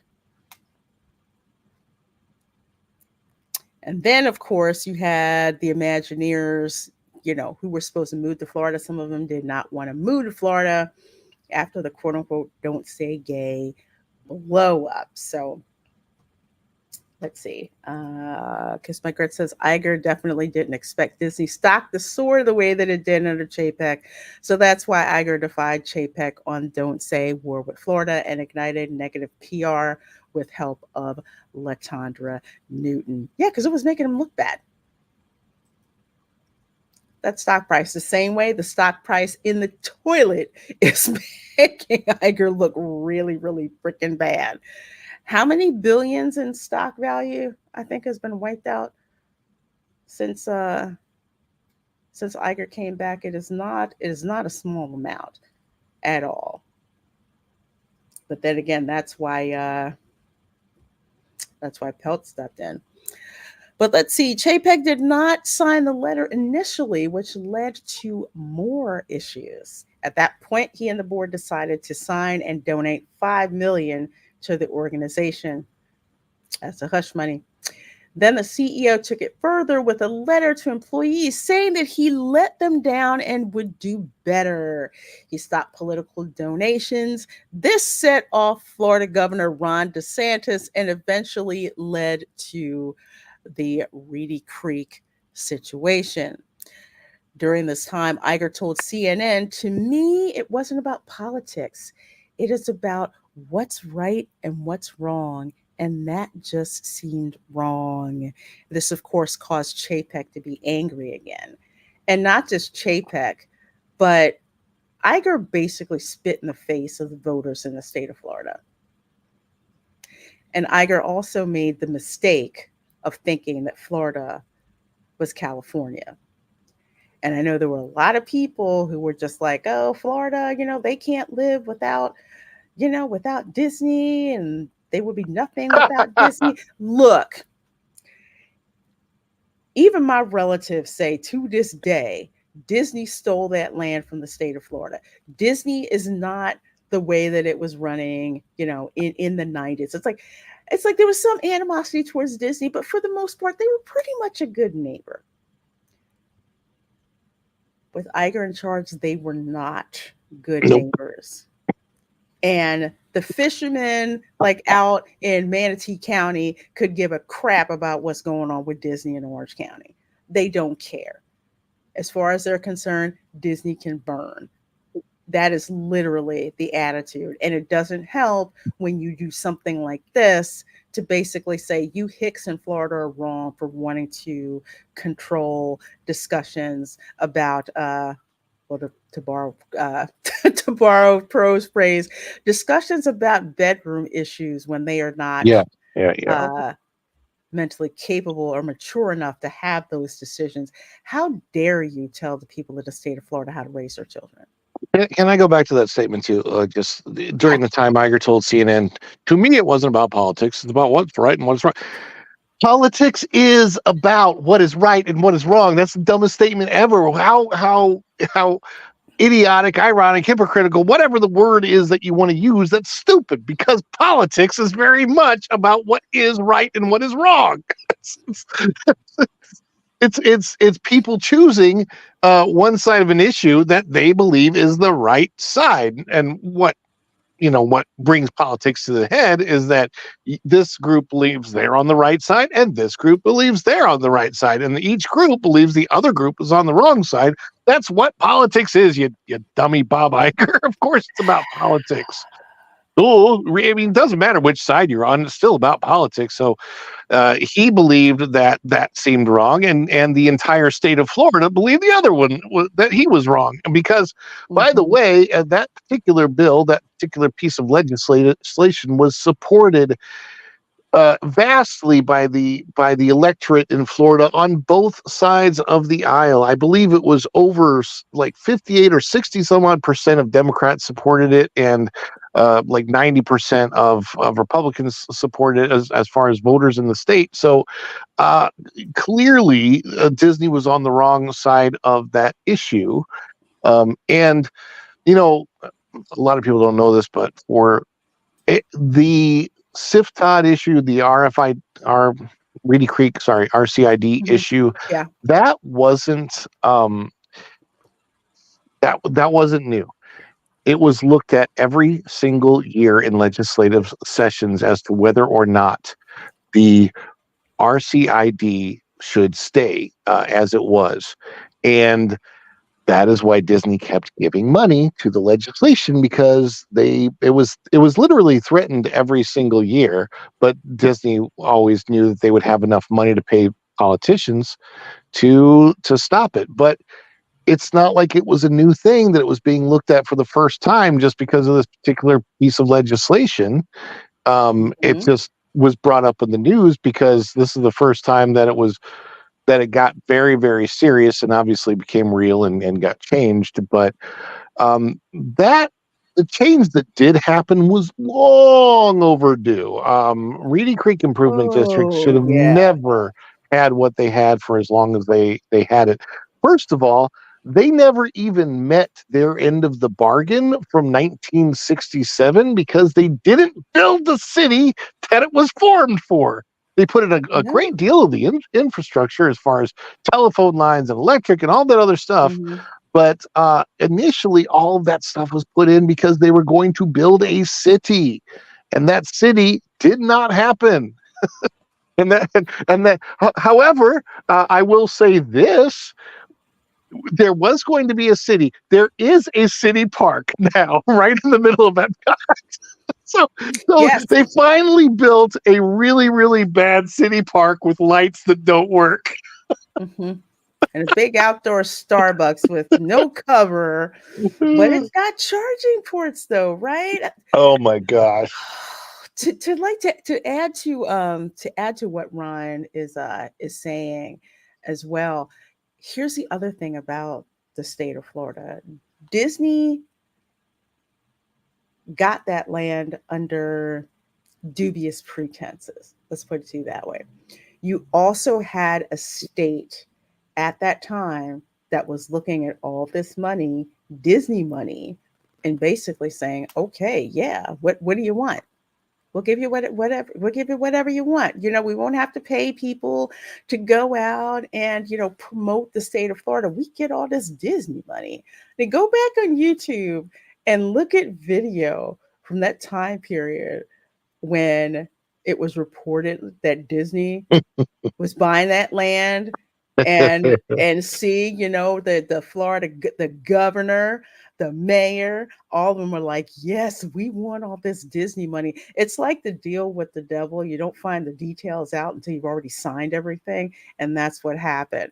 But Disney had enough money, just like Ron was saying, to smooth it over. Democrat in office, here's some money. Republican in office, here's some money. Just let us continue to do what it is that we do. And again, Disney was for most of the time a good neighbor. So it's like, they're like that problem relative, but if we get benefits out of it, it's fine. But here's the thing with Iger. He forgot Florida is not Burbank, and basically called all the people in the state of Florida who fund his parks and give you, tax breaks and everything. How dare you? I made you. Don't you know Florida would be nothing without Disney. And that is exactly, in so many words, what he said.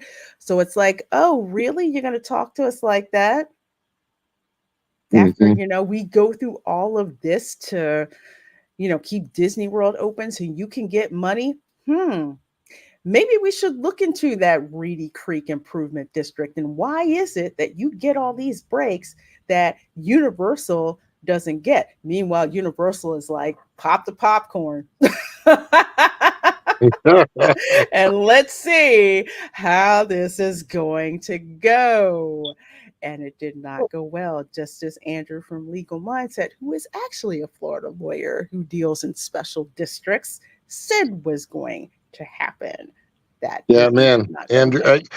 Andrew is one of the reasons I'm on YouTube now. Andrew and at the time, Valiant and Pro and you and watching all this, I'm like, I got to get in on this good action because Andrew was right from the start on this whole issue, and the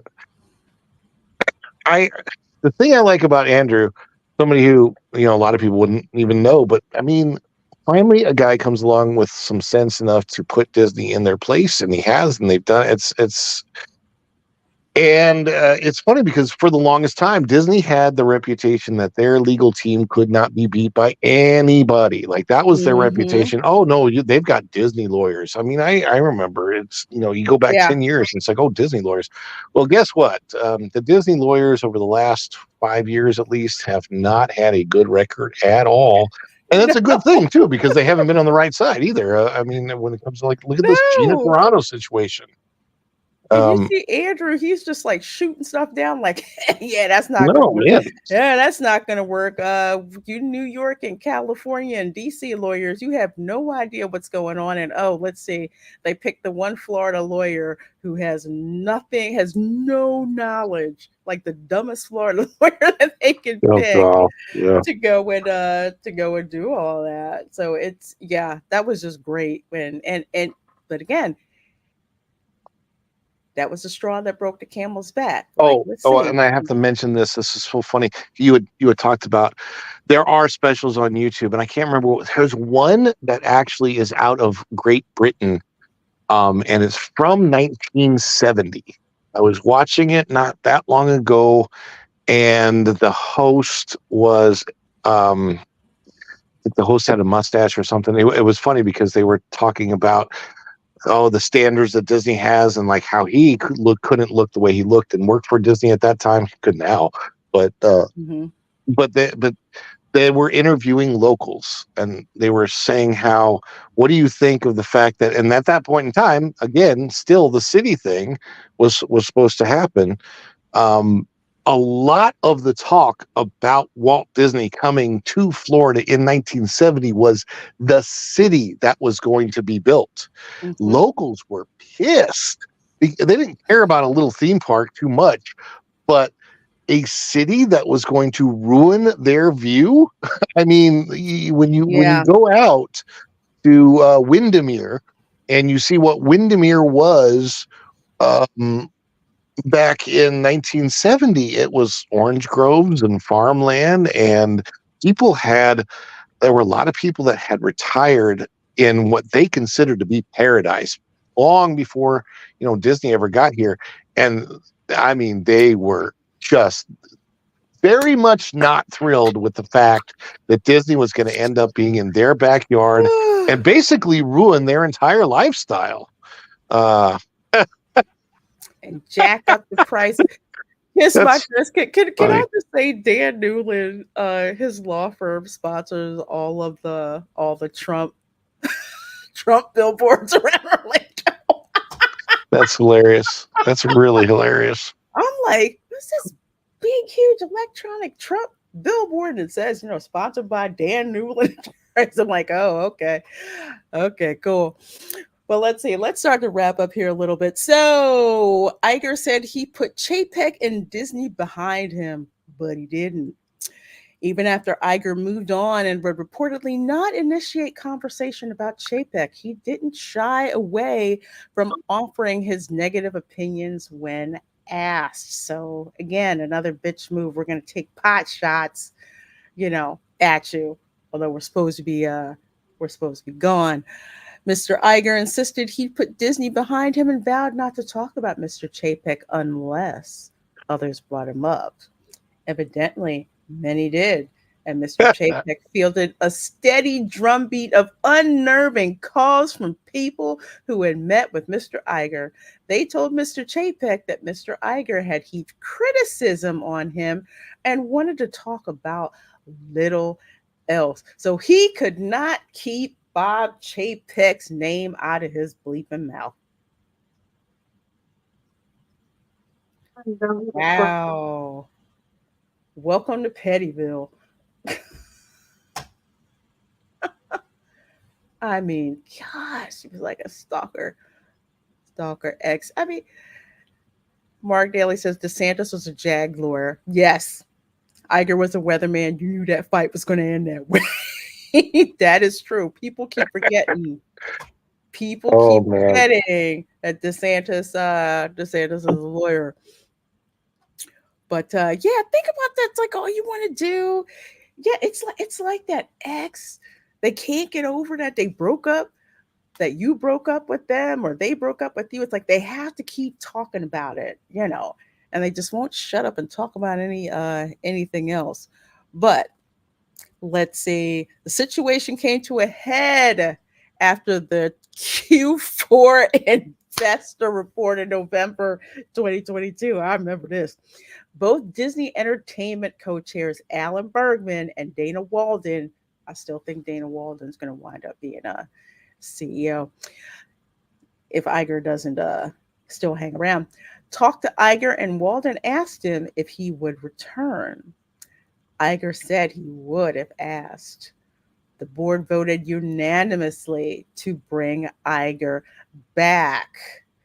His passive-aggressive behavior worked, and on November 20th, 2022, it was announced that Chapek was fired and Iger was once again CEO. So yeah, let me tell you how that probably went. So it was pretty much, Dana, because she's still, darling of Iger, idolizes him, obviously, respects him, says, would you come back? I guess she drew the short straw or she volunteered, whatever. I don't know. Like, would you return if you were asked? And Iger says, yeah, he would if asked. Not, I'm out of the game. Y'all need to figure this out on your own. I'm out. No, yes, I would return if you asked me. So they call a vote. I think the board voted. It was really weird time when they did this. And they vote to bring him back. And that was when we found out that Chapek got fired. So Chapek was not completely innocent and made plenty of mistakes, which led to big company-wide issues like the loss of Reedy Creek, which is true, because I would say he didn't let his yes be yes and his no be no. And I think that's basically what happened. But it does seem like he spent his entire time as CEO under the thumb of Bob Iger. Frankly, I would have expected better behavior out of Iger. Of course, this is geeky talking. Who was very seemingly worried about things like power and restaurant reservations.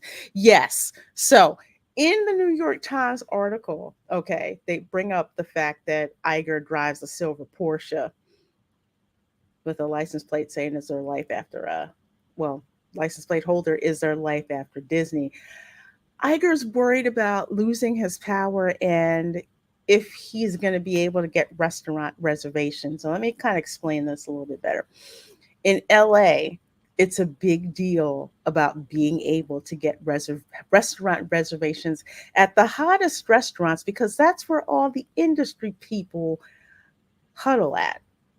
And if you're no longer able to, like, say, roll up to that restaurant and get seated immediately or call in and they make room for you, you don't have the power that you did have. That is a big thing in Los Angeles, especially in Hollywood. If you can't get, reservations at like the Ivy, or Spago or Lola's in West Hollywood. Ooh, I like Lola's in West Hollywood.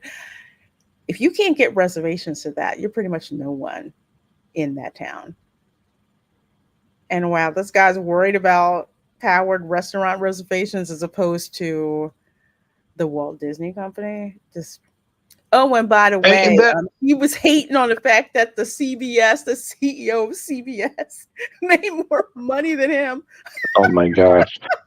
You know, there could not be any more evidence that these people do not live in the world that 99% of us live in than that right there. I mean, it's like if you live if your bubble is about whether or not you can get a restaurant reservation, it's a totally different.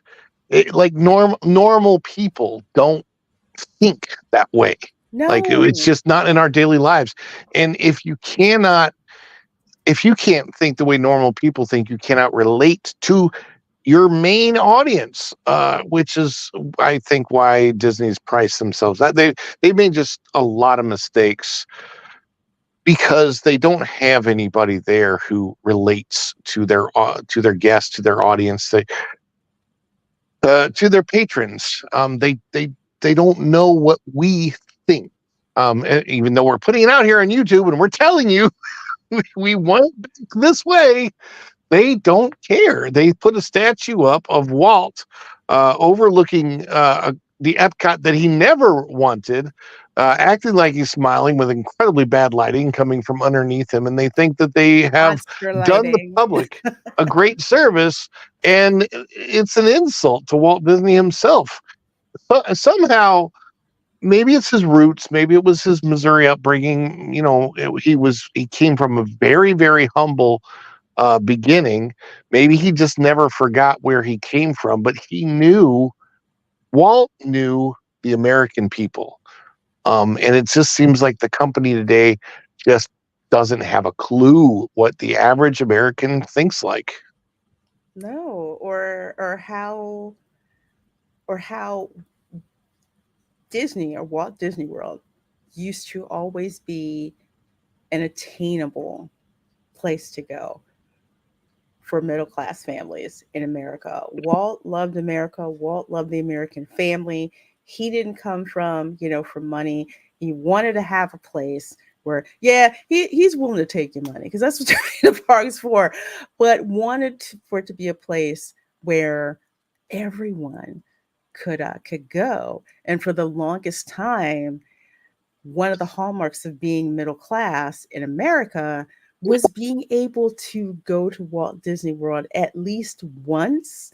And it wasn't something that was unattainable. Like people would save, and it was pretty easy to save. It may take you a couple of months or maybe a year, or there's people like, hey, we're going to use our tax return and we're going to go down to, to Walt Disney World. It wasn't unattainable. No. And now the middle class is priced out. The upper middle class is like, why should I even pay money to go there? Or they'll do the other thing where it's like, oh, we're going to go, but we're purposely going at the absolute rock bottom price or cost. It's like we could stay in the Polynesian, we could stay, in the beach club, but no, we're going to Pop Century and we're just going to stay there, instead.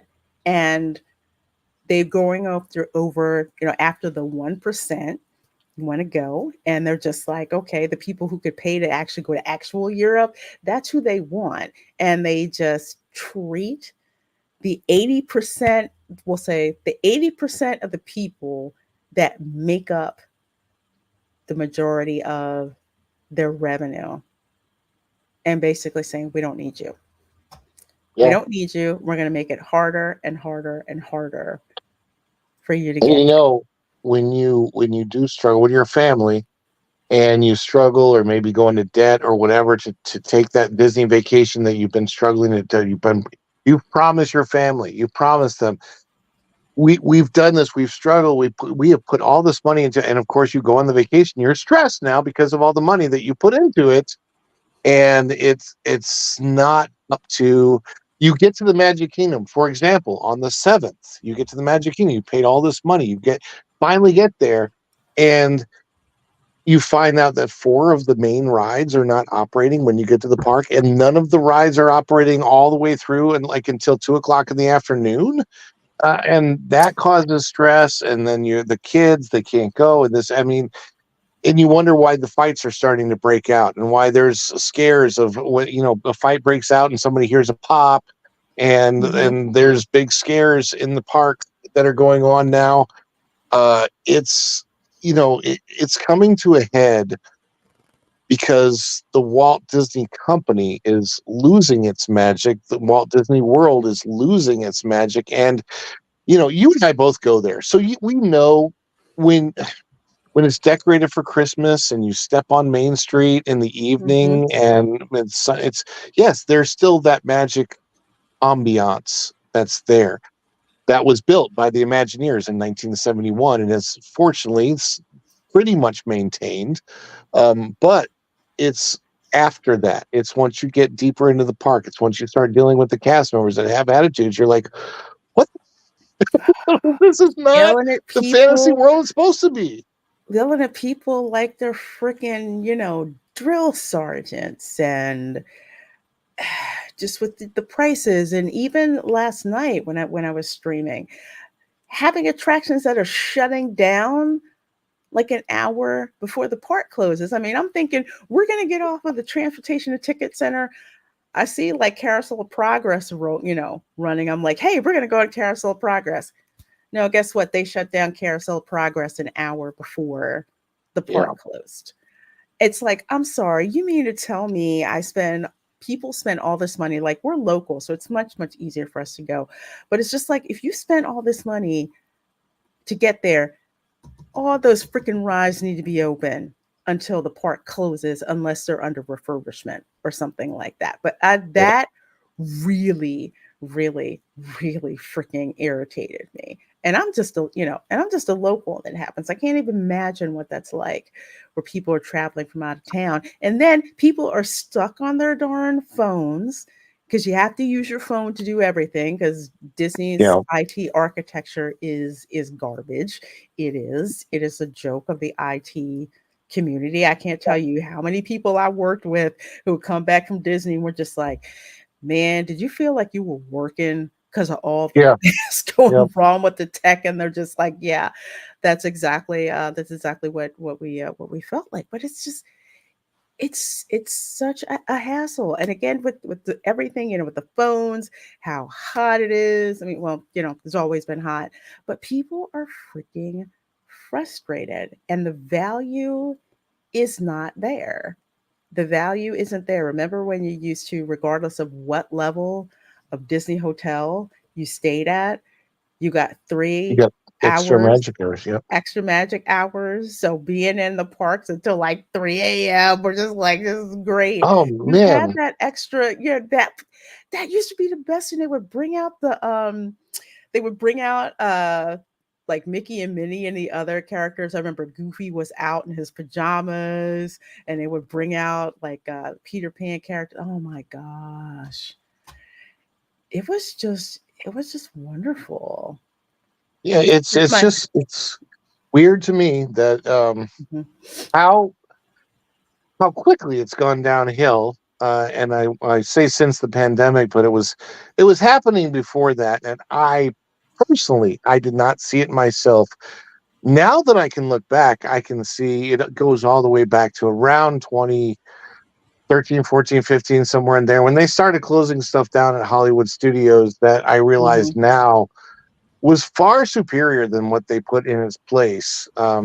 It's just totally bothersome, and I didn't realize that it was going downhill that much. I mean, like, I would tell you, I would love to be a pixie duster, but I feel like now I'm just more like a duster, because that's all that's left. There's no pixie and just dust. I used to be in a way, but I knew pixie dust is freaking dangerous, because dangerous in my wallet. But 2018 was that was the straw that drove the camel's back. That was the most miserable trip that I'd ever had. Even though I stayed at the Grand Floridian, and I got like a bump in room class, but the parks are crowded. Stuff was just over freaking priced. Having to deal with the freaking Fast Pass Plus system, it was freaking miserable. I'm like, I think I said, I think I'm done. And that's when I started to notice a lot of the cracks in the system. And Yep. I'm just like, why am I going to pay you all of this money when you can't get your freaking act together? It just didn't make sense. So then we like disconnected. And I think I didn't go back to visiting Disney until I moved back here. And that was in, I think, May of 2021, like the tail end of the pandemic, when things started to open back up again. And remember when Chapek, was it Chapek or was it Iger, that said that with the pandemic, they are actually able to try some things that they hadn't before. And Yeah. that's with the park reservations and the increases and all that stuff. And I'm watching this as a local, and I'm like, I can't even imagine someone visiting and having to deal with this. Oh, here's the other thing. I've noticed most of the people visiting the Disney parks right now are from overseas. Yeah, you go in now. Like the last few times I've gone, haven't heard, like an Oklahoma accent or anything. It's a lot of different languages and a lot of different accents. Most of it seems like the vast majority of people there right now are from overseas. Yeah, lots of Brits, lots of Brits, lots of Brazilians, but They that do was not the biggest mixed. The Brits get bigger discounts than Americans do for coming over. Yes, Way bigger. they do, especially with I don't know if Thomas Cook still does them or not, but that's a huge industry. There's 3 top countries that put the most money into the state of Florida. That would be British tourism, Japanese tourism, and South Korean tourism. Those 3. And I think Brazil is like number I was going to say, 4. Yeah, they're pretty up there, but it never used to be this high of this high percentage of foreign tourists. So people are voting with their wallet, and Disney, y'all are going to have to right this ship, because I can tell you right now, the way that I see people looking in Universal, the way that I see people in Epic, the Epic Universe Preview Center, and they're all excited about what's going on. I just found out today. Do you know they're going to bring a Wicked experience to Universal in Orlando and Hollywood? Yeah, I did see something about that, like the movie Wicked, right? Or the Yes. Broadway play that's becoming the movie. I just saw I just saw the trailer for that again. I one of the reasons I was late getting on here is I had taken my older son to go see Beetlejuice. So we saw that today. I like it. I didn't like it as much as the first Beetlejuice movie. It seemed to have not quite.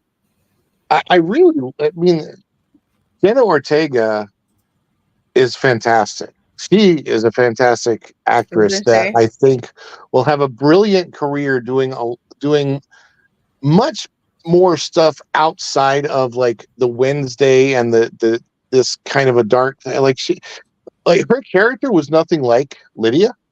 So I really appreciated that. And but the storyline of the movie, it just wasn't fun. Didn't have the fun of the original Beetlejuice movie. And that's all there is to it. I don't know how else to put it. My son had never seen the original Beetlejuice, so he really liked it a lot. I just thought it was very, very slow moving getting into that final act. The final act, the third act, was by far the best. Oh yeah. And it was a lot of fun. The what's his name? The guy that plays Green Goblin, that actor. Oh my gosh. Can't think of his name. Anyway, Willem Dafoe, fantastic job, fantastic. I mean, he blew it out of the water. Good. His part was great, but it was. I found it odd that my biggest criticism of the movie was the not having the Maitland's characters. I didn't realize, like, because I can't stand Alec Baldwin as a person, but Yeah. the Alec Baldwin and Gina Davis characters in the first movie, they really made that movie what it was. And this movie didn't feel like it had replacements for the type of characters that they were. So Yeah, it was different, but yeah, I enjoyed it. I enjoyed it. Amber It Girl, wasn't bad. I Amber just liked the Girl first one was better. more skeptical than me, and she was like, "It better not suck." And then she watched it. She was like, "Oh my gosh, this was so awesome!" And our theater was like 90% full for like Yeah, the preview night event. It was just going to make a ton of money, but just to kind of show you guys, like, this is what they're going to be doing. And I that mean, is imagine being able to walk on a yellow brick that's so cool. road.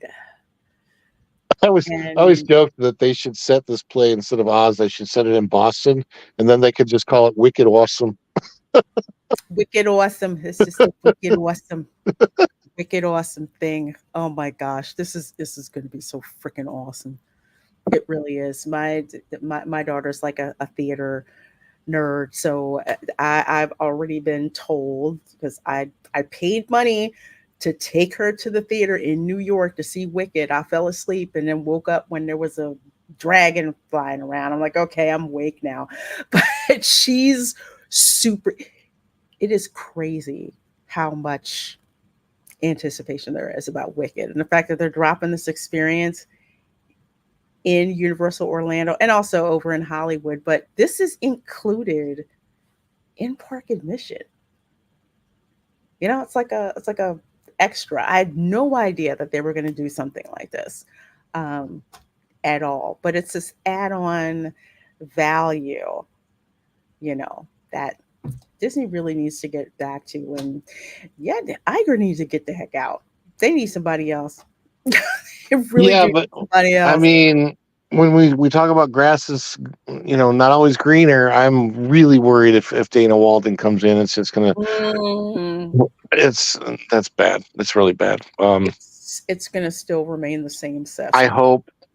I mean, they at this point in time, unless the dream of Elon buying it comes to reality, I have no faith that the next CEO is going to be any better than Bob Iger, especially if he has a pick.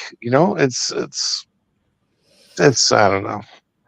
Well, I know Apple's not going to buy him. Shoot, Tim Cook's like, forget that. Y'all just keep Oh paying no, they've that. tanked the stock too much. Yeah. I was like, nah, we don't. We're doing fine. We got more cash on hand than the government. We doing all right. Yeah, We're doing great. maybe Amazon will buy them out. No. Nah, Jeff Bezos is too busy with that freaking Rings of Power show. Can't buy anything out. He's plucking money into that.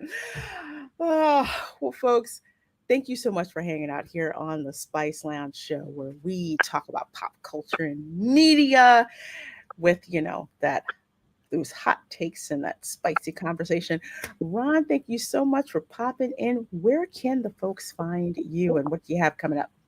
Every morning at 9:30 a.m. Follow the Bradley's Fun YouTube channel. We do the daily ish. Tomorrow will probably be a very unusual, different than normal show, because we have to talk about what the anniversary is tomorrow, 9/11. But normally much more fun pop culture stuff. I will try and research what happened at the parks on that day and talk about that kind of stuff, because I try to relate it to more parks and sometimes pop culture stuff. And I'll be also talking about my review of Beetlejuice. Other than that, also release vlogs on the channel and live streams from the parks and all of that. And then I'm on your channel. I'm on WDW Pro. I'm on That Park Place. I'm on D3PO. Wherever they ask me to be, I will try to be. So just follow the Bradley's Fun. If you look up, follow the Bradley's Fun on X or Facebook or Instagram, that's all you have to do, or TikTok. That moniker, that name, follow the Bradley's Fun. You should be able to find me on any of them. Just do a search. Yeah, and plus, if you check out the description of this live stream, there is a link to Ron's channel. So make sure you subscribe. Oh, wait, is it Great. a sausage link? No. No. Oh, okay. I'm hungry. Although I'm thinking sausage, you asked that, and I'm like, I think I have andouille sausage in my deep freezer. Ooh, andouille sausage is good. Let me have one of those links. That's good stuff, man. As for myself, folks, you will find me on Saturday, actually, and hopefully Ron can drop in for that. I will be giving you guys a lights on tour of the behind the screams tour of certain haunted houses from Halloween Horror Nights 33. This is a extra experience, and you get to go into, you can go to three, you can do the 3 house tour or the 6 house tour. I did the 6 house tour, and I was allowed to take pictures. So I'm going to show you guys the pictures and give you guys my review of the experience and talk about those particular houses. So if you're a little skittish, don't know what you're walking into with these particular houses, make sure you're tuning in on Saturday, because I got a ton of pictures and so much to tell you about this awesome tour. And of course, Saturday evening, 8 p.m. Eastern, watch party for Psycho 2 with Retro Nerd Girl. So you do not want to miss that. No Sunday streams for me because that's Camera Girl's birthday, and we are on a mission to get all the freaking candy for Mickey's Not So Scary Halloween party. So we're getting pictures with Jack and Sally, pictures with Elvis Stitch, and just all the candy. So you guys are awesome. Thank you so much for supporting the Spice Lounge. Can't do the show without you guys here in the chat with your awesome insight.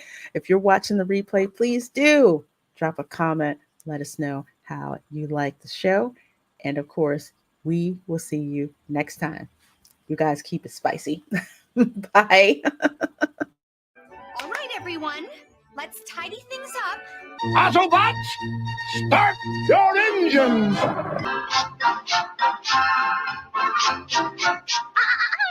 Not under the rug. We'll keep singing without fail. Otherwise, we'd spoil it. Ready, Prime. Let's roll. Hosing down the garbage pail and scrubbing up the toilet. Woo!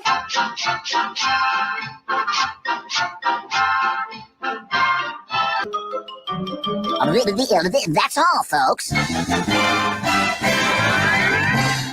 You're still here. It's over.